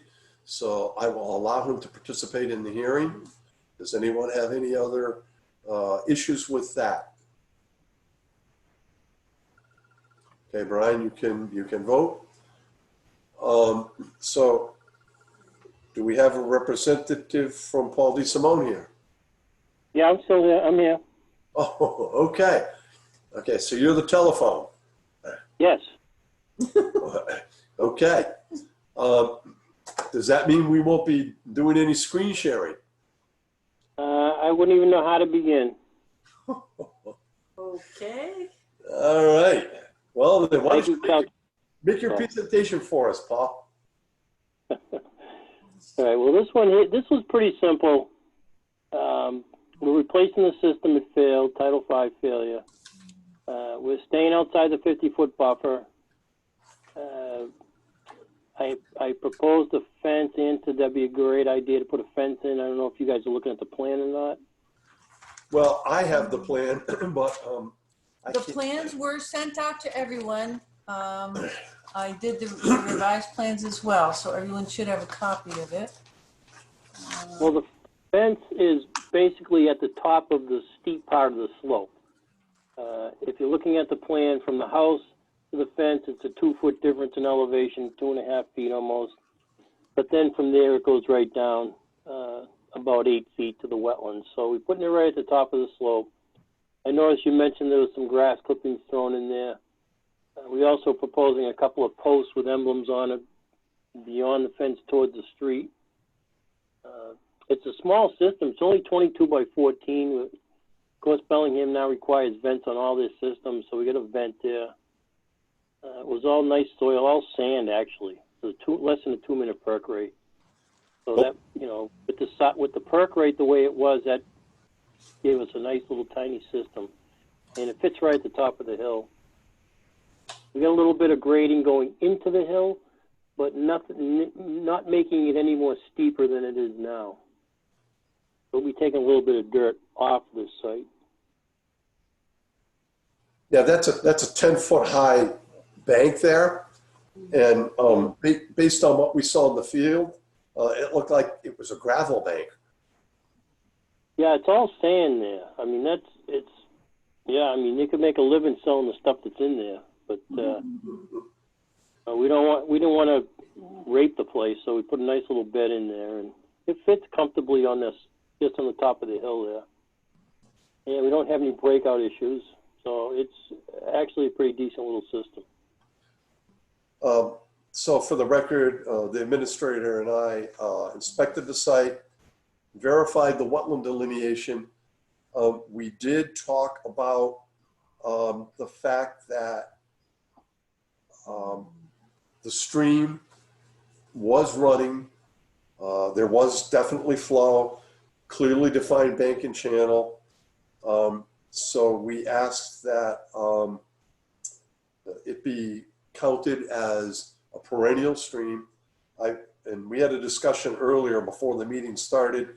It appears to me that Mechanic Street acts as a dam holding back the water from the wetland to the south of Mechanic Street. And when it comes out under Mechanic Street, there's a drop. There's more flow and greater depth. And so the plan was revised to show the inner riparian zone. It's a redevelopment project. Relatively simple. Are there any questions on this? Mr. Chair, where was the previous septic system? In the back. Yeah, but where compared to the new one that's being proposed? Same spot, somewhere different? No, we see, are you looking at the plan? Yep. Okay, you see the new tank we're proposing there? Yeah. The old tank was closer to the house, which was kind of in violation because you got to be 10 feet from that bulkhead. Right. So that was only about 5 or 6 feet from the house. And then there was a pit to the left of that. So see where it says new gallon and there's a 20? Yep. Right about in there was an old pit that we hit because we tried digging a test hole here and we hit that pit. So then we had to move up closer to the bottom of that slope that goes up quite a ways up there. So there was no leach field before. It was just a cesspool?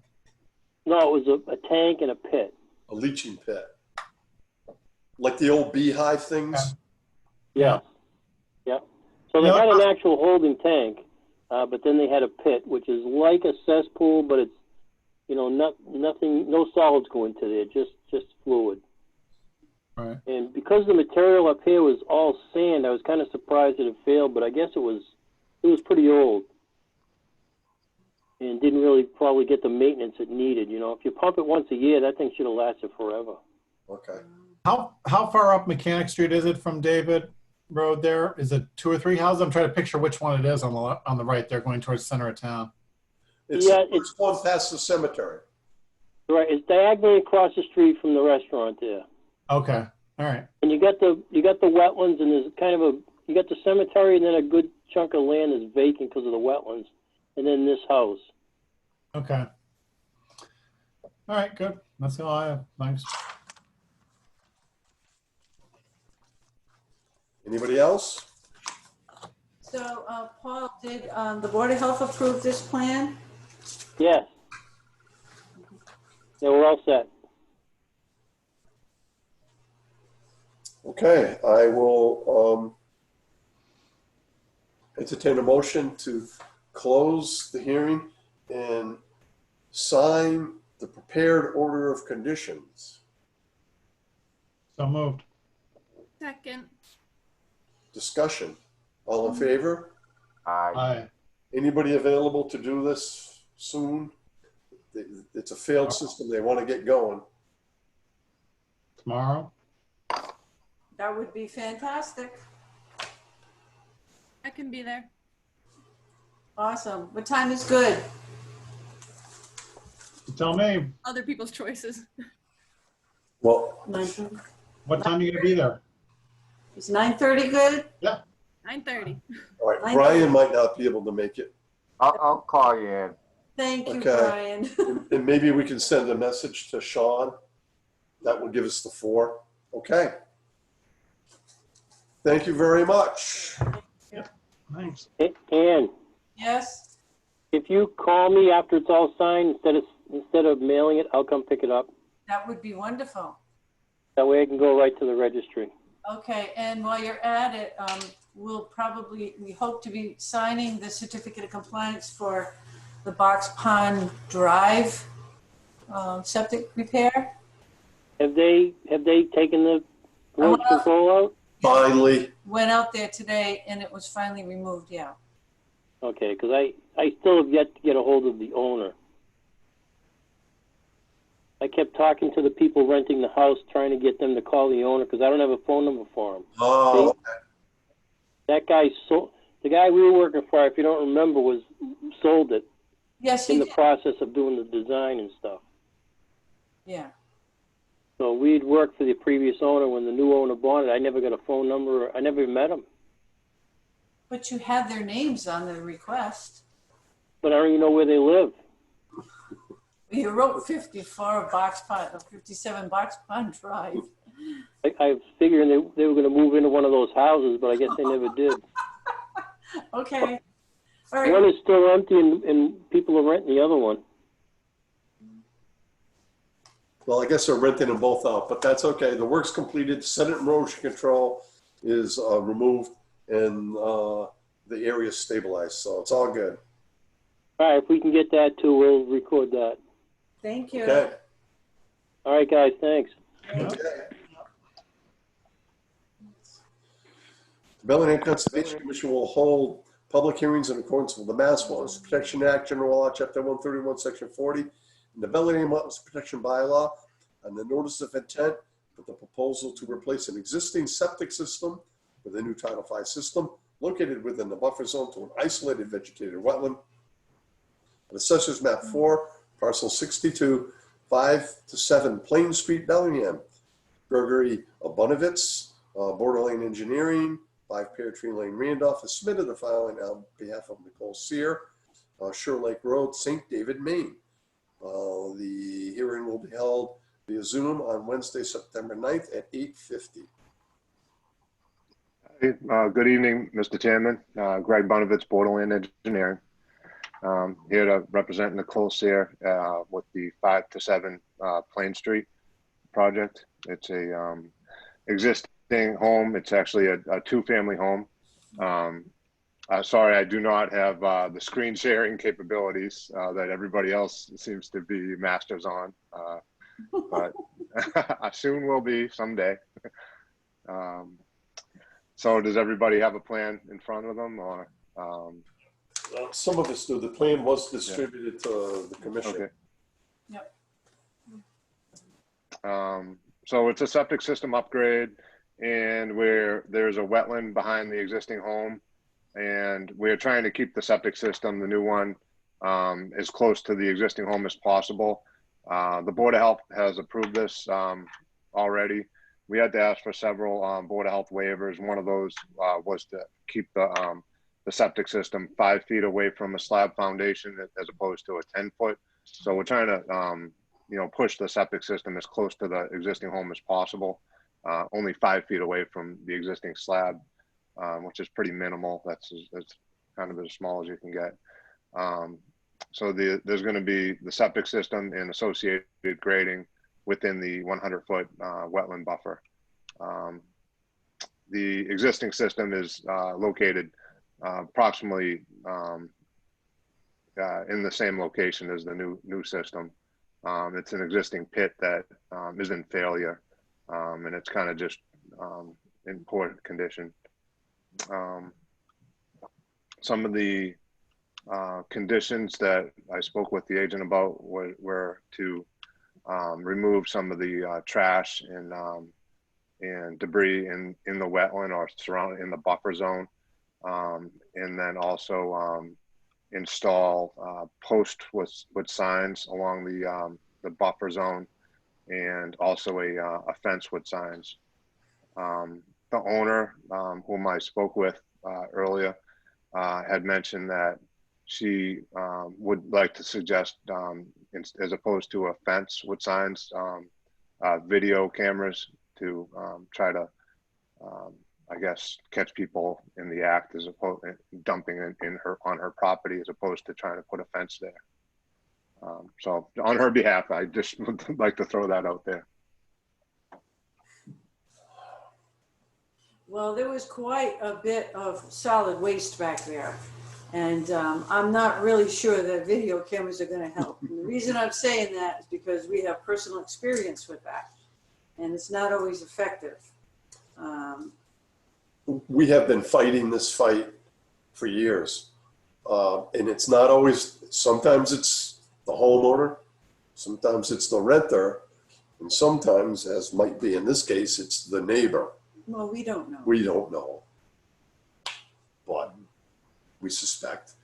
I think that in this situation, the fence with the signage will send a pretty clear message to someone who may not have really thought they were doing anything wrong by throwing truck bed liners and lawnmowers into low value land, but now they'll know. I mean, one thing that I could suggest, and I don't know what commissioners think, obviously I'd much prefer to see a fence there. I think it would really help to keep that wetland clean. But in lieu of that, to put a number of posts up, at least with signage, something to block off access into that wetland. There was a lawnmower in there. There was all kinds of lumber. There was oil. It was full of stuff. yeah, Greg, you saw it, right? Yes, I did. Yeah. I don't think that the previous tenants were going to walk all the way down McKeon Street and throw it in the well, throw it in the well, and they would have just thrown it down the backyard. Yeah, so it's a truck of, some sort coming in there at night, dumping a truckload of stuff in there. Would they just be able to throw it over the fence though? That's the thing. Like if they're going to do that at 3 a.m.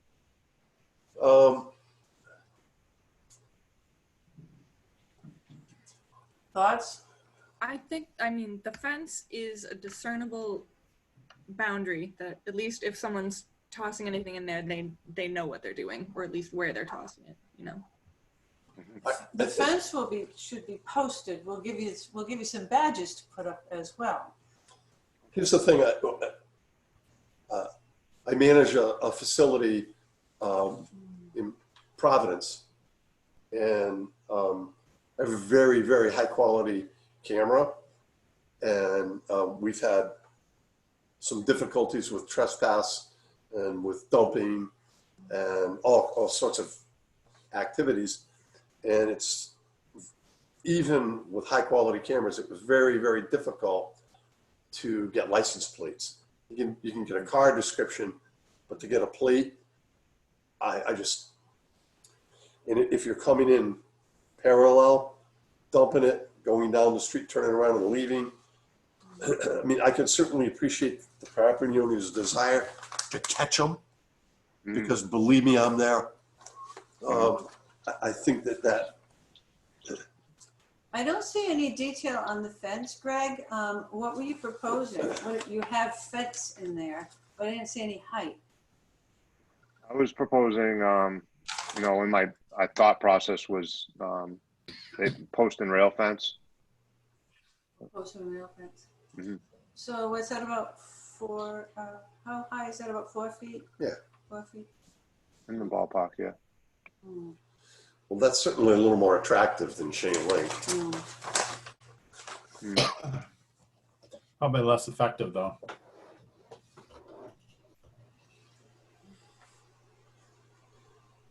All I can do, I think, is inform the person may not be knowledgeable about the fact that they shouldn't be doing this, even though everybody knows they should be, that they're doing something that's wrong and has been visually and sinologically, if that's a real word, I just made it up, informed. And then beyond that, yeah, I don't think you're ever going to catch them. I deal with cameras and it's like good for after the fact, maybe, but that quality is down the road.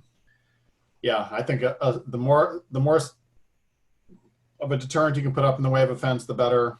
If she doesn't want to do chain link, at least post and rail signage and then see what happens. She can always add cameras if she wants to. One thing that we noticed, Greg, is that it appeared that this activity had been occurring over a long period of time. I mean, some of that stuff had been there for some time. So, and some of it looked fairly recent. The house has been abandoned for a while, maybe with, residents now living there, activity, a fence, that might curtail that kind of activity. Mm-hmm. Okay. So I guess we're going to suggest that we stay with the fence. Mm-hmm. But, that's the bad news. But the good news is that we have the order prepared. Okay. So that's helpful anyway. Sure. Any other questions, comments? Well, good luck to them. I will entertain a motion to close the hearing and issue and sign the prepared order of conditions. So moved. Discussion, a second? Second. Oh, that was a tie. Oh, let's do it over again. Start over. No, we'll give it to Nicole. Discussion, all in favor? Aye. Okay, by unanimous vote. Greg, do you get the order? Yeah, because she's from Maine, and I don't know how the mail is all the way up there. If you look at where it is, it's pretty far up. Don't they use huskies and? I think it's that far up. St. David. They use sheep and moose. Okay, we'll send it out to you then. Thank you. Okay. Okay. Thank you, sir. Thank you. All right. Bye-bye.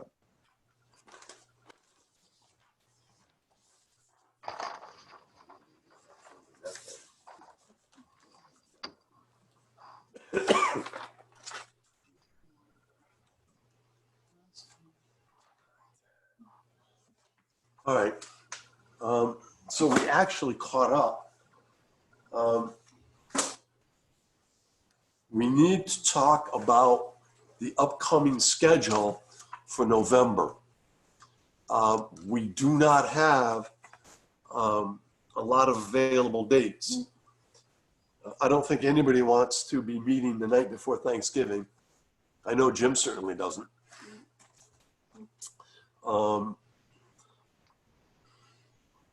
The 11th is actually a holiday. And so I know that Jim's not going to want to be working. See, we're blaming him. He's not going to want to be working on the 11th either. Yeah, you're on your own, folks. He didn't know it was a holiday. He just found out. So it's looking like the only available date that we would have to meet would be November 4th. November 4th, which is the week after the second meeting in October. So, you know, we can think about this or we can vote on it tonight.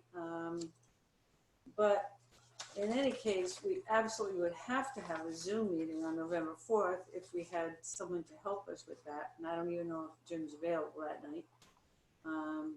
But, you know, we can talk about this at the next meeting. Yeah, it's something to consider because we also have a special town meeting. Special town meeting is November 18th. Keep in mind the day before. Yes, I know. I know, that's the other thing. Some little things happening in the country, you know, it could be kind of disrupted. Yeah. Process the next day. Well, you know, the other thing is that we don't have a meeting in November, in which case we're going to really get backlogged. So just think about it. Fourth should be fine for me, anyway. I mean, it's not easy to do back-to-back meetings, but maybe we could get some things done. Maybe you will be able to do that? All right. Get backed up. I know that Fafford dropped off another 5 notices of intent for lots up in phase 2. And thanks to the zoning board, no building permits are going to be issued until the mess in phase 1 is corrected. And boy, do we appreciate that. So right now, aside from the fact that the governor has given us leeway to schedule as we see fit, we can tell the applicant that even if they have the permits, they're not getting any permits. I mean, they're not getting any building permits, so they can just wait their turn. Mr. Chair, do we have a certain number of days if they submit a notice of intent to respond and or have a hearing? It used to be 21 days, but the governor put that all into abeyance once commissions were unable to meet in person. Okay. But you can see from our agendas that we haven't really been holding anything back. We're trying to process everything as efficiently as we can. Currently, the only thing that we have decided that we're not going to hear via Zoom is the massive Red Mill project. And that's going to need a lot more scrutiny from us. And we're going to have to look at the plans in person because just sorting through plans and enlarging the PDF and seeing a little square area is not helping us, not for a project this large. So right now, that's the only thing we've managed to complete an enormous amount of project review in this COVID time, an enormous amount. I mean, you guys are signing the permits, you see what we're up against. I mean, I have never in all of our years seen the commission this busy. and it has to be during a COVID thing. So, Okay, real quickly, I just want to let everybody know that we are going to have the booster treatment of the sonar at Silver Lake on Monday, September 21st. Just for your information, we'll be posting it out on the town website and posting it at the beach. We also have a couple of certificates of compliance. I guess we have to have votes on this. yeah, So, we have 9, 10. yeah, we're good. Okay. One of them is for 7 Dewham Way, that's lot 5. I don't know if you remember where that is. Off of Pulaski Boulevard. Oh, yeah. By the Franklin line. Yep, on the near the Franklin line. Yep. That's it. So, That work is completed. He inspected it. And so I'll entertain a motion to sign and issue the prepared certificate of compliance. So moved. Second. Okay, all in favor? Aye. Okay, by unanimous vote, so we bring your pens tomorrow. and the second one is 5557 Box Pond Drive. That's a septic repair. I was just talking to Paul B. Simone about erosion controls finally been removed and everything looks great up there. So Sure, yeah, they applied for the certificate back in March. And about once a month, Ian would go there and inspect, and the sediment erosion control was still there. We have to make sure all the sediment erosion controls removed, especially, lakefront, pond front. And now it's gone, so I'll entertain a motion to sign and issue the certificate of compliance for the Box Pond Road septic repairs. So moved. Second. All in favor? Aye. Aye. Okay. thank you. What I'm gonna do now, Can we open it? we're gonna open this one up, even though we caught up, we're gonna stay caught up. Do we have that? Oh, that's a DPW. They're gonna handle it. Got it. Yeah.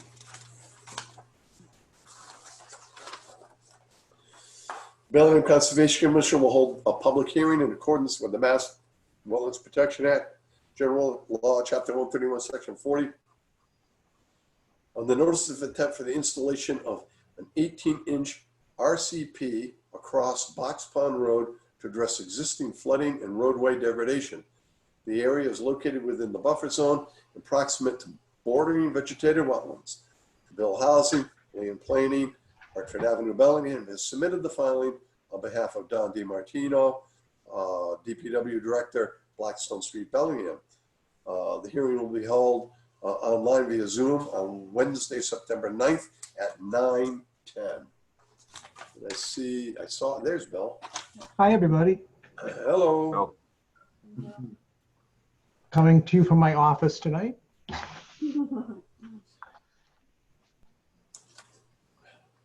Okay. Ready for words? Yes, we are. And we're ready to share. Okay. Share and share alike. Yeah, I can bring up the plan. Okay. How's that? Well, Jim's going to let you do it. Oh, yes. You now have the authorization, Bill. Okay, well, thank you, Jim. And Don is joining us here. Oh, hey, Don.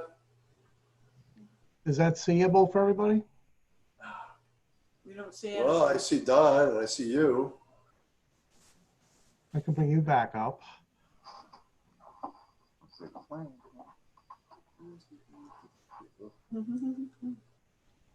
I got the plan on my screen. Well, would you like to share it? I really would.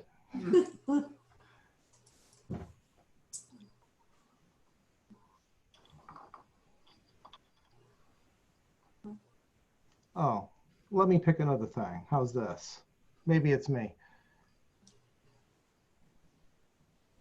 Let's try that. We're getting better. Something's Is that happening. it? There you go. There we go. Beautiful. Okay. I haven't been doing a lot of meetings lately, so not showing all the buttons, you know? Okay. This is Box Pond Road. I don't know if everyone's familiar with the location of this. It's just past that like 90-degree curve. New house was put up probably a couple of years ago now. New house being like right in here.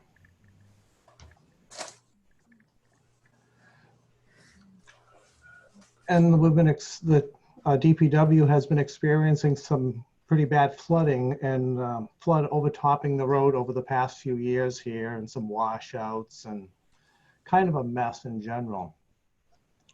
Just to the north here, we have a wetland, which is also a vernal pool. So that's overtopping going here and across and eventually to Box Pond. Another wetland over here on the southerly side of Box Pond Road. There's a cart path that goes across over in this area, and here's the wetland for Box Pond.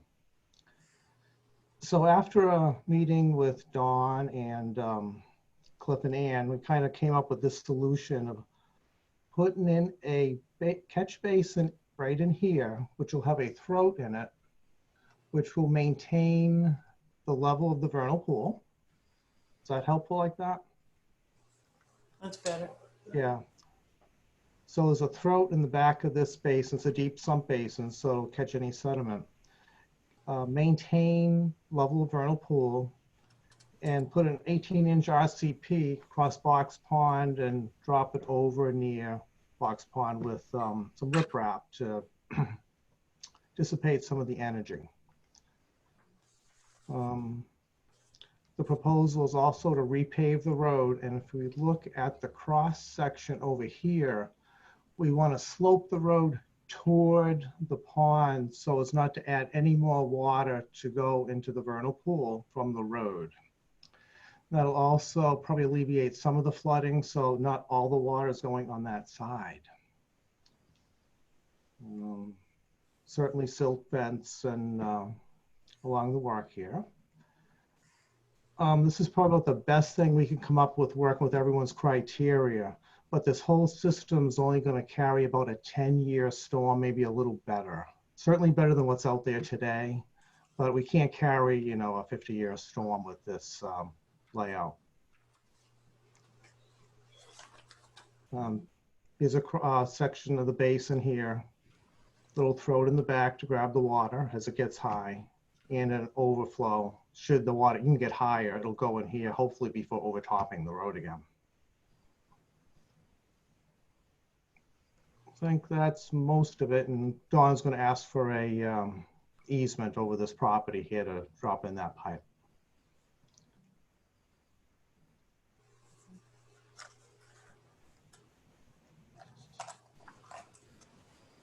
Okay. I think that's the highlights of this thing. And you're gonna elevate that road, isn't that correct?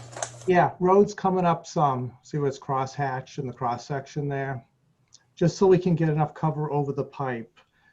And you'll have a little freeboard behind this thing. Okay. How did we get muted? Oh, I can hear you. Yeah. Oh, okay. Jim, did you do that to me? I would never do that, Cliff. Oh, okay, I'll remember that. Okay, so yeah, your flow rate is 10.1 cubic feet per second. Yeah. And based on your stream stats, that would be just under a 20-year storm. It's kind of like the best we can do with an existing situation. I know we had some discussion about requiring, you know, drainage calculations. DEP wasn't sure that that was a requirement. One of the things we looked at was no permanent alteration of travel time for runoff. I think there's probably going to be an increase in that.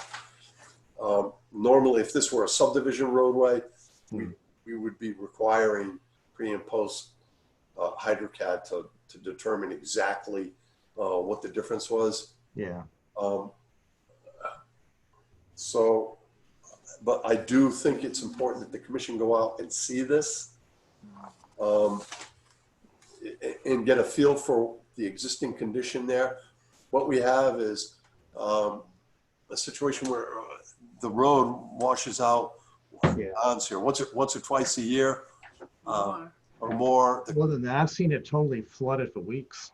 It's been totally flooded.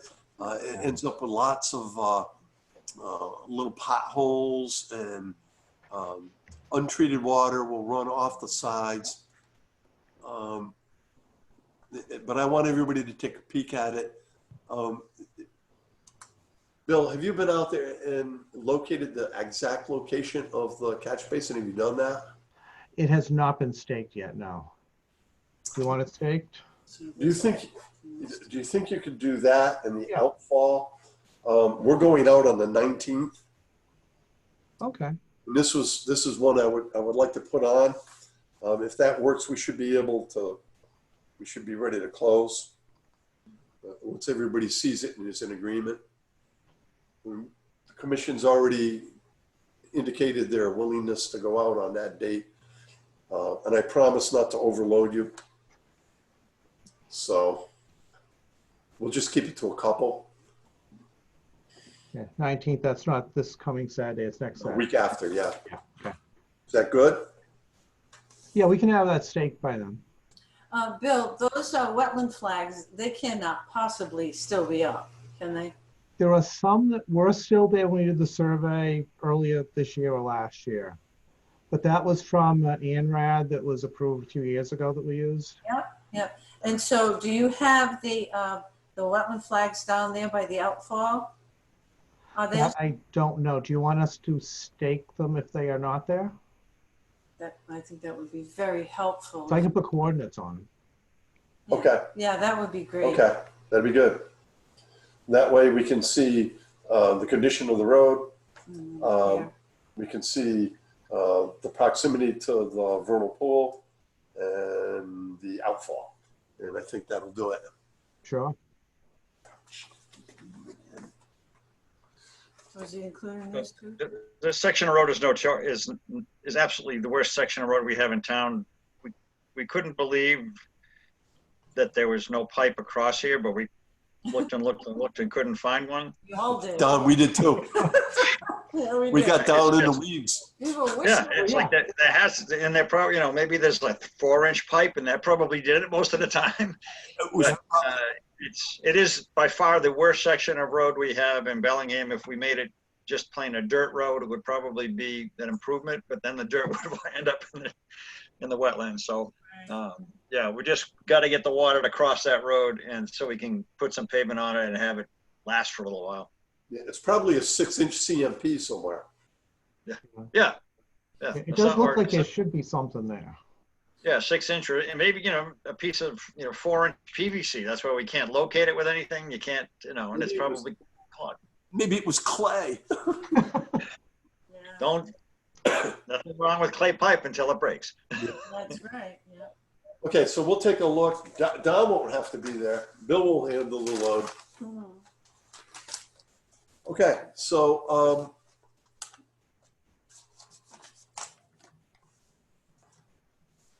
I'm thinking we're going out at 8:30. We're going to be down at Lakeview Estates, and that's always an adventure. So I'm going to say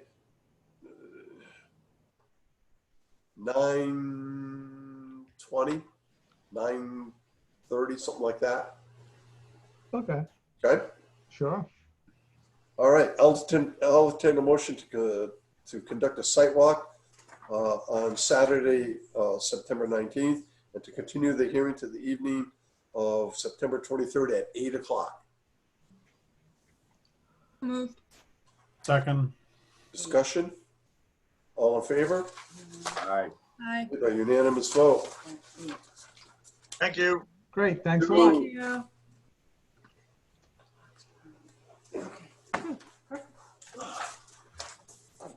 Oh, all right. Is that everything?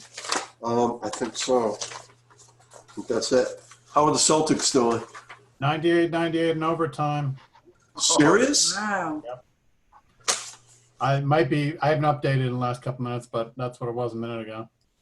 Yeah, you're a few points behind. It's 102, 101. There you go. Man. Keep it current, Jim. Thank you. All right. Well, thank you very much, everybody. Motion. That doesn't sound good. No screaming from my wife with the TV downstairs, so that's not a good sign. Oh no, that's not a good sign. So it's not a good sign if she's not screaming for good shots. So, okay, good night, everyone. All right. Take care. Thank There. See you tomorrow, Ann, I guess, right? Yes, Yep. tomorrow at 9:30. Okay. Thanks. Thanks. All in favor of adjourning? All in favor? Aye. All right. Bye-bye. Jim gets up. All right. Thanks, Jim.